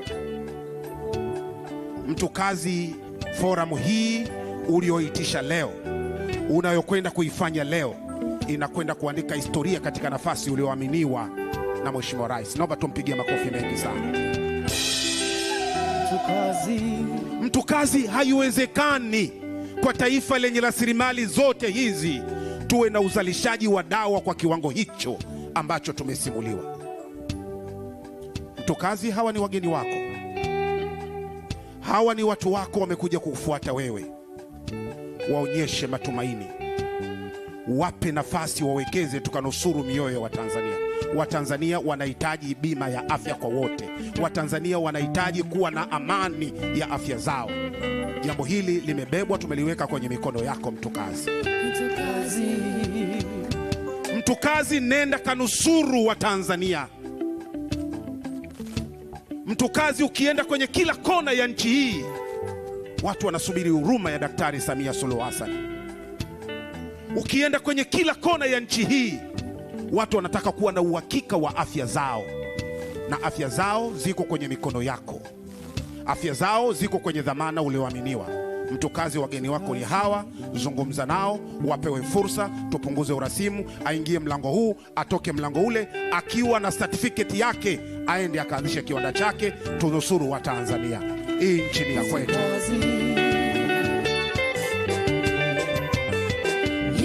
Nchi ya kwetu, hakuna kuijenga bali ni mimi na wewe. Wawekezaji, tupige kofi moja moja. Nchi ya kwetu, hakuna kuijenga bali ni mimi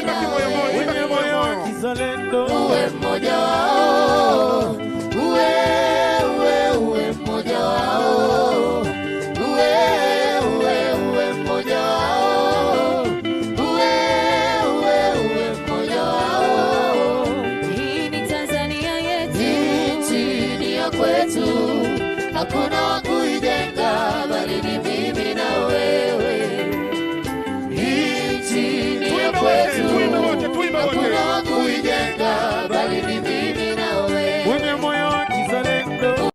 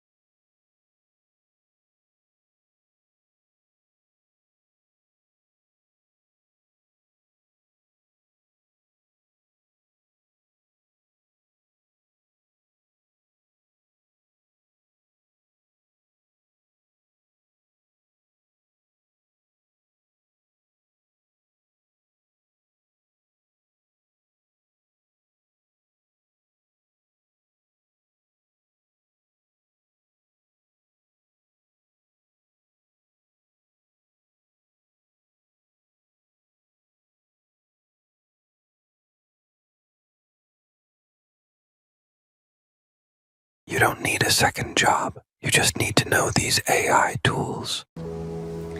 So, promised that in first 100 days in power, this issue is going to be covered keenly. And the other message outlines how vital it is for you, the investors, to have a very good and conducive investment environment in this health sector.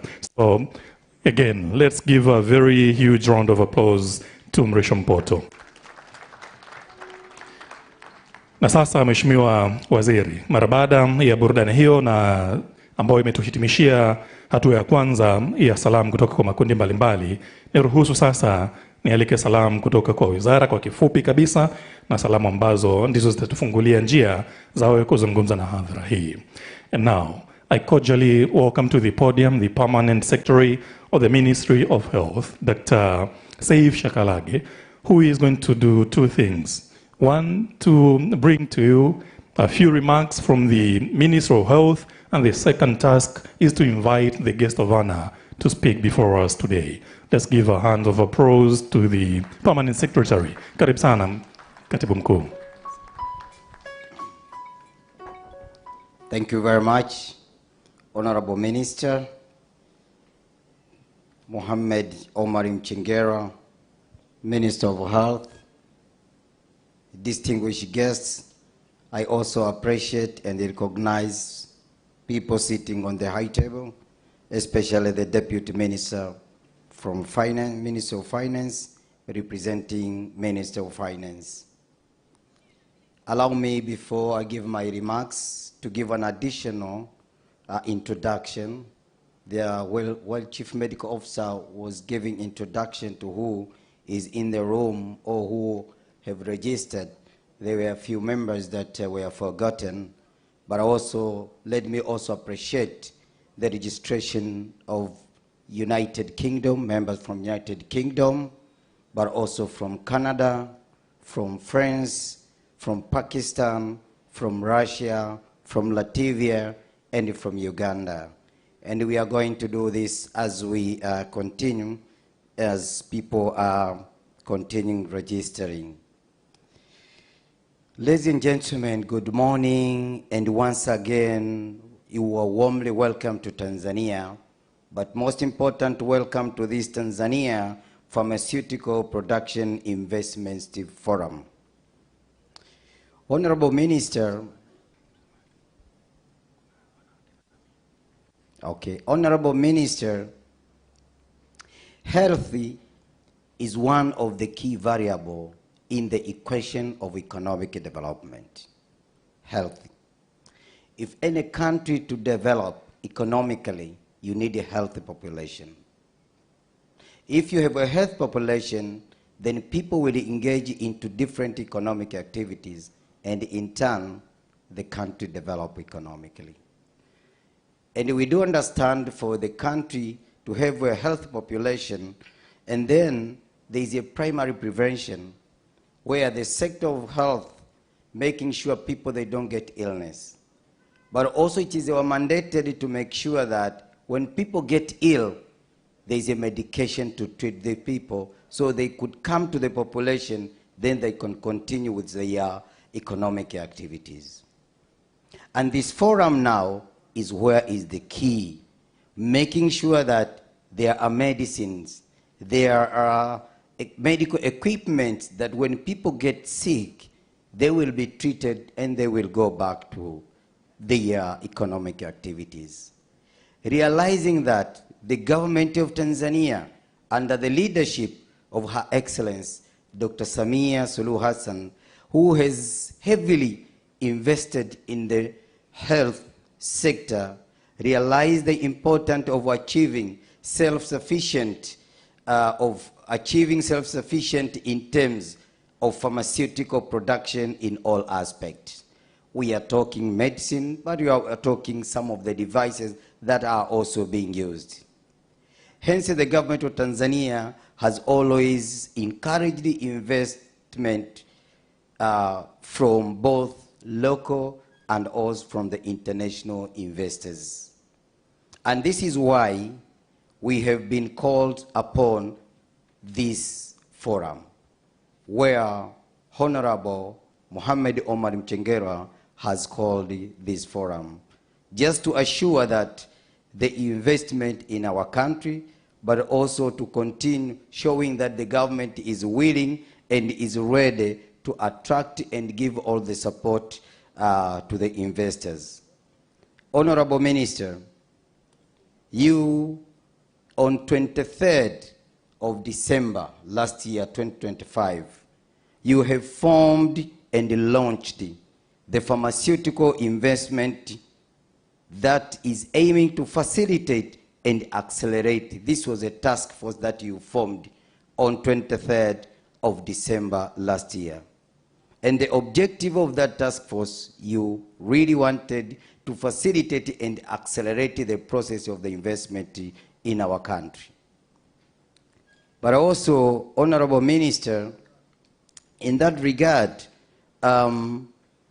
you also on that day launched in our website the expression of interest for the investors who wanted to invest in our country. But also on the same day, 23rd, you instructed us that we organize to have this forum. This is another day, and it's a big hit. And in this regard, on behalf of you, I would like really to ask each one of us who are in this room to appreciate each one for us to come in a large number. Please join me to put our hands together that we appreciate each one of us for coming in a large number. Honorable Minister, organizing this forum was not easy, but for you, as we call you Mtukazi, your aim, you want to make sure that they are sufficient in the medical production in our country. Having said that, Honorable Minister, I don't want to talk too much, but I was just trying to set the ground for you. When I invite you, then you could deliver your speech. Now, with the respect, I would like to invite you to come and deliver your speech, and I am sure the audience is ready to listen to your speech, the directives, the hope that you are going to give these investors that have coming in a large number from different countries. Honorable Minister, please welcome to deliver your speech.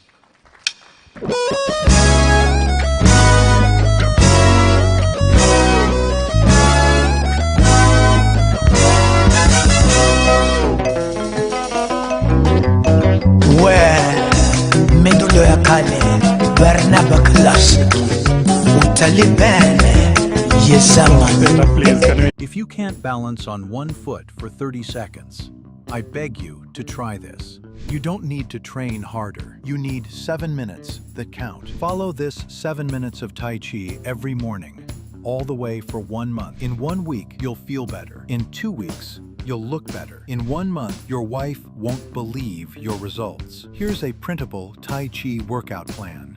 made for men over 50. These beginner-friendly exercises take just 7 minutes a day. Tai Chi helps men feel lighter, relieve back pain, and wake up with more energy every day. It's more than a workout. It's a game changer for your health and longevity. Get your printable and follow along. Was it?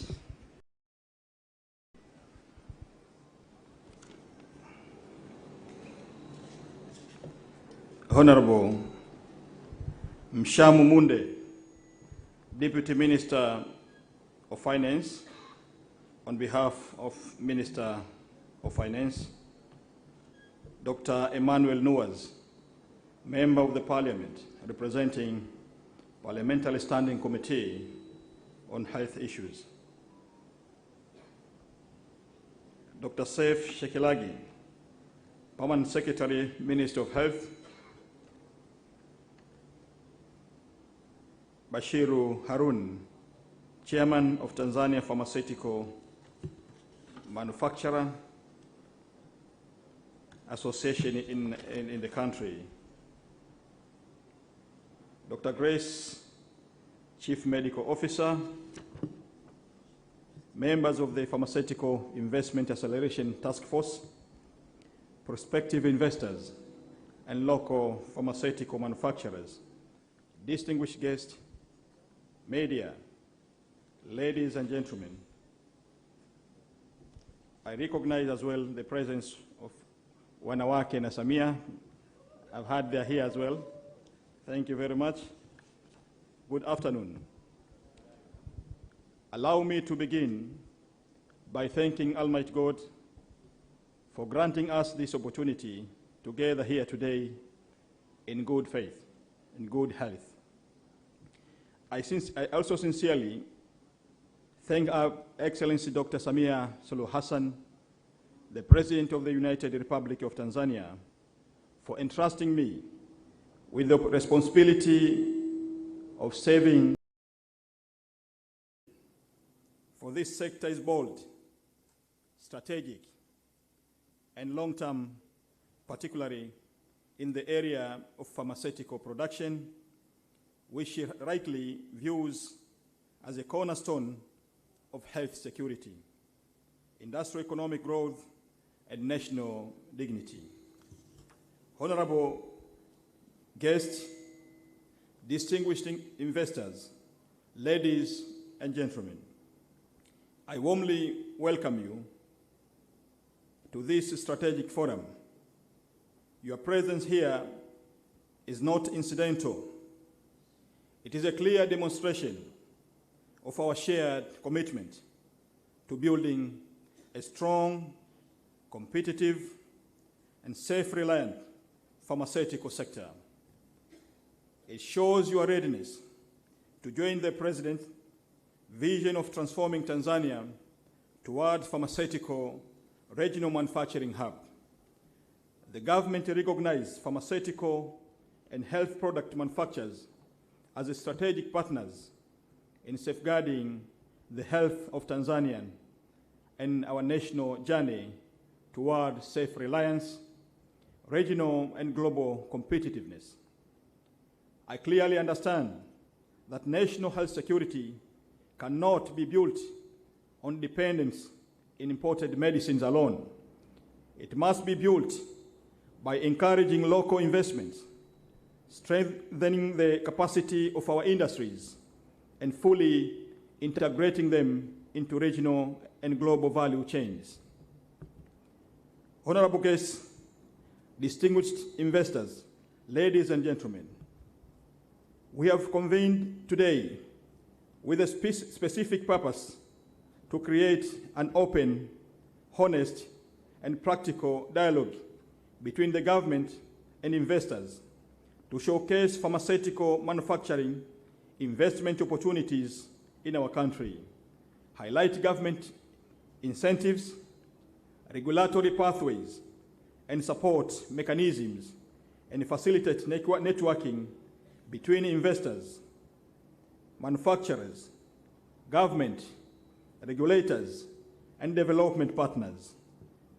It is a critical moment to align and tap the prevailing opportunities in manufacturing sector. Honorable guests, distinguished investors, ladies and gentlemen, over the past years, Tanzania has made a significant progress in improving access to essential medicines and health commodities. We have strengthened regulatory systems, improved the procurement supply chains mechanisms, invested in health infrastructure, and doubled the health commodities budget. However, we also recognize the reliance on imported pharmaceutical products poses challenges to affordability, availability, and the long-term sustainability of the health service provision. I understand building pharmaceutical industry is not just an industrial project. It is a strategic investment in health, the economy of science, and Tanzania's global standing. For this reason, the government has introduced the Pharmaceutical Acceleration Strategy to facilitate and speed up all the processes. We recognize that the pharmaceutical sector cannot wait for slow conventional decision-making processes. Given its strategic importance to national health, economic growth, and security, the government has established fast-track mechanism to remove structural bottlenecks and accelerate investment decisions. Under this strategy, licensing, permits, land access, taxation, product registration, and infrastructure provision will be processed concurrently rather than sequentially. The goal is to provide serious investors with clear, predictable, and timely decisions. To operationalize this, the government has established the Pharmaceutical Investment Acceleration Task Force, PIT. PIT has direct authority to coordinate and fast-track strategic pharmaceutical investment from project evaluation and approval to final implementation decision, eliminating bureaucracy delays. PIAT brings together decision makers with direct authority across policy, regulation, finance, land, energy, trade, investment, and public procurement.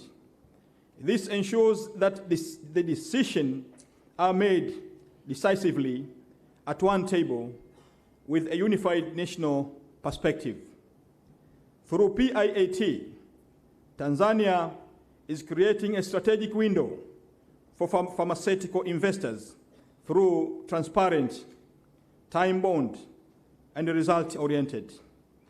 PIAT does not only facilitate decision-making, it monitors implementation in real time. Honorable guests, distinguished investors, ladies and gentlemen, I'm pleased to formally announce that the government has issued and published an expression of interest, EOI, for investment in pharmaceutical and health product manufacturing.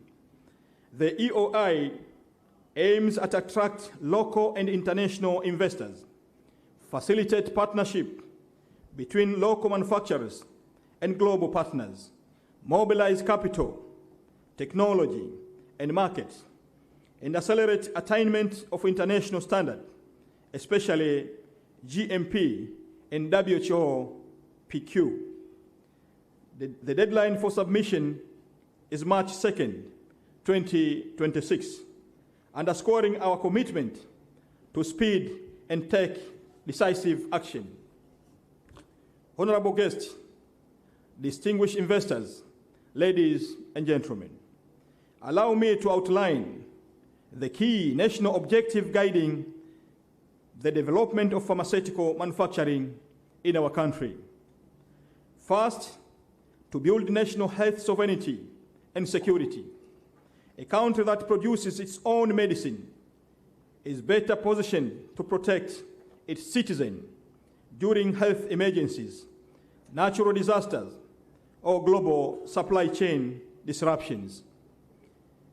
Global experience has shown that countries without domestic pharmaceutical production are more vulnerable during crisis, a lesson learned during COVID-19. Second, to position Tanzania as a major pharmaceutical producer and exporter in Africa. Our vision goes beyond meeting domestic demand. We aim to establish Tanzania as a manufacturing export hub for Africa, East Africa, and SADC, and the entire continent as well.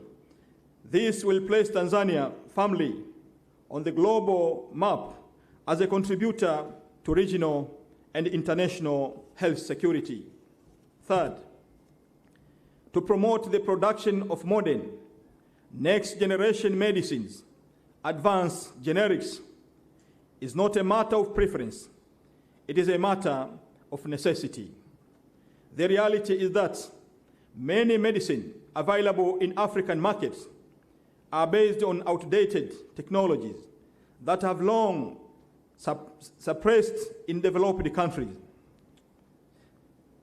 Yet medical science is advancing rapidly, continuously, improving treatment quality, patient safety, and cost effectiveness. By establishing modern pharmaceutical industries, Tanzania can transition from being a passive recipient of outdated medicines to an active participant in global medical innovation. Advanced generics offer improved efficacy, better drug delivery systems, more accurate dosing, and fewer side effects. In simple terms, better science leads to better outcome for patients. Let us speak honestly and boldly. Africa, including Tanzania, has for too long been treated as a market for old generation medicine. While these medicines have a role, the world has moved forward, and too often we are left receiving what others no longer prioritize. Africa must no longer be the last destination for yesterday's medicine. This reality has reinforced the perception of Africa as a terminal market rather than an equal partner in medical advancement. As a result, patients frequently receive less effective treatments, even as the disease evolves and demand therapies that are safer, more precise, and more effective. The disease does not still stand, and neither should the medicine we use to fight it. Worse still, reliance on imports has contributed to the circulation of substandard medicine products, medicine that do not meet quality specifications are not manufactured according to good practices. Our lack of stability throughout their shelf life, such products do not merely fail to heal, they actively endanger lives. The impact of Tanzanian lives is profound. Substandard medicine lead to treatment failure, prolonged illness, drug resistance, and preventable deaths. For patients, this means physical and psychological suffering. For families, endless financial burdens, and for the nation, lost productivity. these rising healthcare costs and erosion of public trust in health services. Poor quality medicine costs more than money, they cost lives. That is why strategy to promote modern pharmaceutical manufacturing, encourage advanced generics, and enforce international standards such as WHO, GMP, is not just an industrial agenda. It is a national decision to protect lives, improve healthcare quality, and permanently remove Tanzania from the cycle of dependence on outdated and poor quality medicines. This is not about factories alone. It is about dignity, safety, and the right of our people to world-class healthcare. Honorable guests, distinguished investors, ladies and gentlemen, as we all understand, global competitive pharmaceutical sector depends on coordinated action between the public and private sectors. The government is focused on putting in place the necessary infrastructure, aligning policy and regulation, and ensuring a stable and predictable market environment to support local pharmaceutical manufacturing. The forum comes at a moment, providing opportunity to examine how government-led infrastructure, readiness, and market assurance can support increased local manufacturing, research and development, technology transfer and investment, with direct implication for health security, economic growth, job creation, and industrial development. It is against this backdrop that I'm pleased to announce a major step in Tanzania pharmaceutical industrialization agenda, and this is the establishment of pharmaceutical manufacturing hub clusters at Mloganzila and Kibaha. These hubs are being developed as integrated ecosystems, bringing together manufacturers, regulators, research capacity, and logistic infrastructure in one coordinated platform. This cluster-based approach reflects proven global practice where pharmaceutical hubs have reduced production costs, accelerated the regulatory process, and enabled manufacturers to scale efficiently while meeting international quality standards. To support these ecosystems, I'm also announcing a $10 million a government-backed investment in a shared pharmaceutical laboratory facility. Serving both clusters, this facility will provide advanced quality testing, bioequivalence studies, and regulatory support, shared manufacture that lowers entity barriers, shorten times to market, and strengthen compliance with WHO, PQ, and GMP requirements.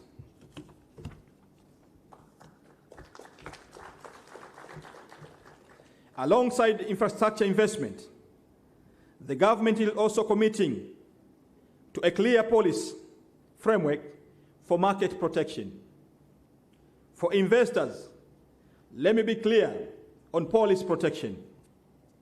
Once local manufacturers achieve internationally recognized quality standards, government will align procurement, tariff, and regulatory instruments to prioritize quality-assured local production. ensuring market stability, predictability of demand, and fair competition against imports. This is the rules-based framework anchored in quality and performance, not discretion, distinguished investors. As I've already stated, and let me emphasize again with full clarity, market certainty is non-negotiable. I will repeat. Market certainty is non-negotiable for serious pharmaceutical manufacturers. Tanzania is not inviting you to invest and leaving you exposed. Once you invest, comply with WHO pre-qualification and GMP standards, and manufacture competitively in Tanzania, the government will actively protect your market position. The government will protect your market position. And this includes structured market assurance through public procurement, preferential treatment for locally manufactured,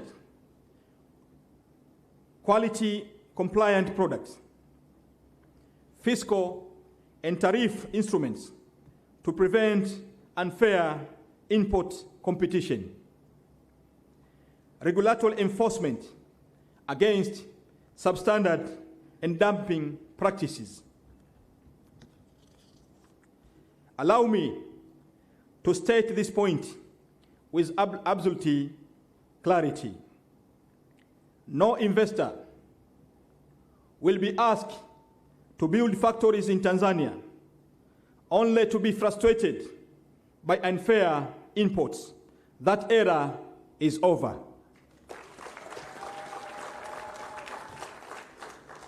I will repeat. No investor will be asked to build factories in our country only to be frustrated by unfair imports. That era is over.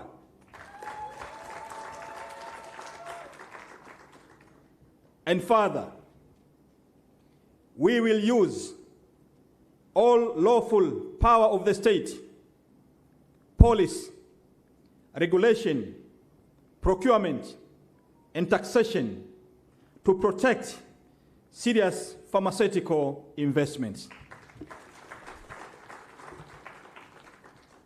Importation will not be allowed to undermine, delay, or suffocate domestic manufacturing. Our ambition is simple: medicines made in Tanzania, trusted in Africa, and accepted globally. Therefore, our objective is clear: to make Tanzania a reliable, competitive manufacturing base for quality assured medicines, serving domestic demand while unlocking regional and international export markets. Government is investing alongside the private sector to reduce risk, enhance predictability, and create an environment where capital, technology, and skills can scale with confidence. And this is not a pilot. It is a long-term industrial commitment. We invite you to partner with us.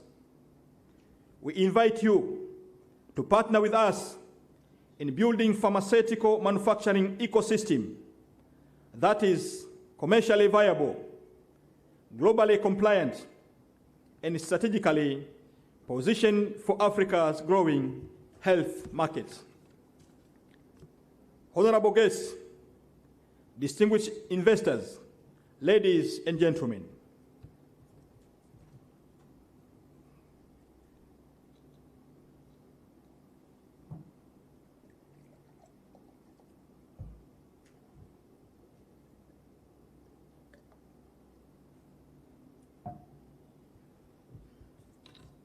as I conclude, allow me to extend an invitation grounded in clarity, commitment, and confidence. Tanzania has made a deliberate and irreversible choice to invest in modern pharmaceutical manufacturing as a pillar of health security, industrial growth, and regional leadership. We have aligned policy, regulation, infrastructure, and political will to support those who are ready to build, innovate, and produce. The opportunity before you is not theoretical. The market is real. The demand is growing. The regulatory pathways is clear, and the government stand ready to work with serious partners openly, decisively, and in good faith.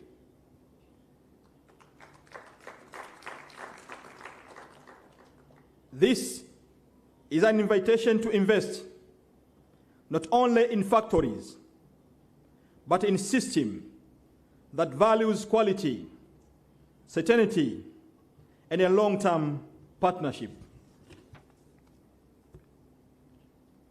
For those prepared to manufacture locally, meet international standards, and think beyond short-term returns, Tanzania offers stable platform for growth, expansion, and regional reach. We invite you to grow with us, to produce with us, and to shape the future of healthcare in Africa with us. Honorable guests,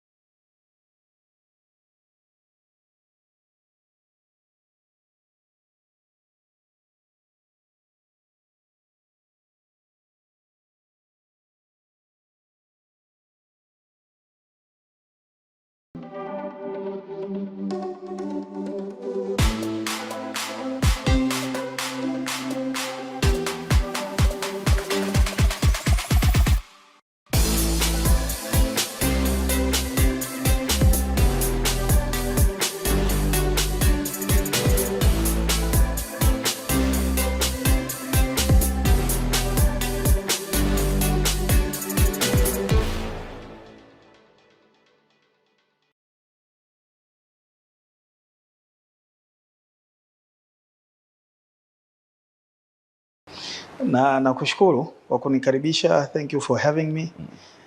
Na mimi nilijua umefutwa kazi. Lakini kwa bahati nzuri here we are. Kabisa. Nimefarijika na nashukuru kunipa heshima ya kuwa mgeni mashuhuri wa kwanza kwenye kipindi hiki. Kabisa. Na inaleta maana. Wewe ni waziri wetu, waziri wa habari. Sahihi. Tukianza mazungumzo yetu, tuanze kwanza ni kupongeze kwa kushinda ubunge Muheza na kuaminiwa tena na Mheshimiwa Rais. Na juzi kwenye wapisho Mheshimiwa akasema, kwa sababu waziri wako amekuwa Mheshimiwa Makonda, akasema nyinyi vijana damu na kwenda kasi sana, sisikie mnafarakana. Ulipokea vipi kauli ile kutoka kwa Mheshimiwa Rais? Maelekezo ya Mheshimiwa Rais huwa yanatoka mara nyingi, mengine ni tahadhari, na mamlaka ina taarifa nyingi wakati mwingine kuliko wote sisi. Mheshimiwa Rais anazo sababu za kusema hivyo, lakini wakati mwingine unafikiri kwamba ameona tu huyu namjua alivyo, huyu namjua alivyo, na kwa jinsi damu zinavyochemka na ambitions ambazo wako nazo na uwezekano wa kugongana vichwa utakuwepo. Lakini yote ni katika namna nzuri kwamba tutakuwa na ambitions za kufanya mambo ambayo Mheshimiwa Rais ametukabidhi tumsaidie kuyatekeleza. Labda kila mtu atataka kuyatekeleza kwa namna yake. Nimepokea yale, ni maelekezo. Na mimi nafahamu, mimi ni naibu waziri kwenye Wizara ya Habari, Utamaduni, Sanaa na Michezo. Mheshimiwa Makonda ni waziri, ni bosi wangu, immediate boss. Yuko hapa. Kwa hivyo mimi najua mipaka yangu. Najua mipaka yangu na kiasi, wewe unafahamu, na najua pa kuishia.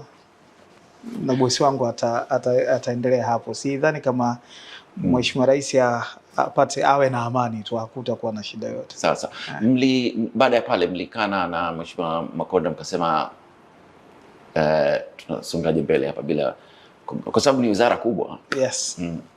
Kubwa, portfolio kubwa, na tumepata maelekezo yake ya awali ya namna anavyotaka vitu viende. Tulikuwa kwenye kikao cha kwanza kama unaona kwa makabidhiano kati ya Profesa Palamagamba Kabudi na Mheshimiwa Makonda, na pale maelekezo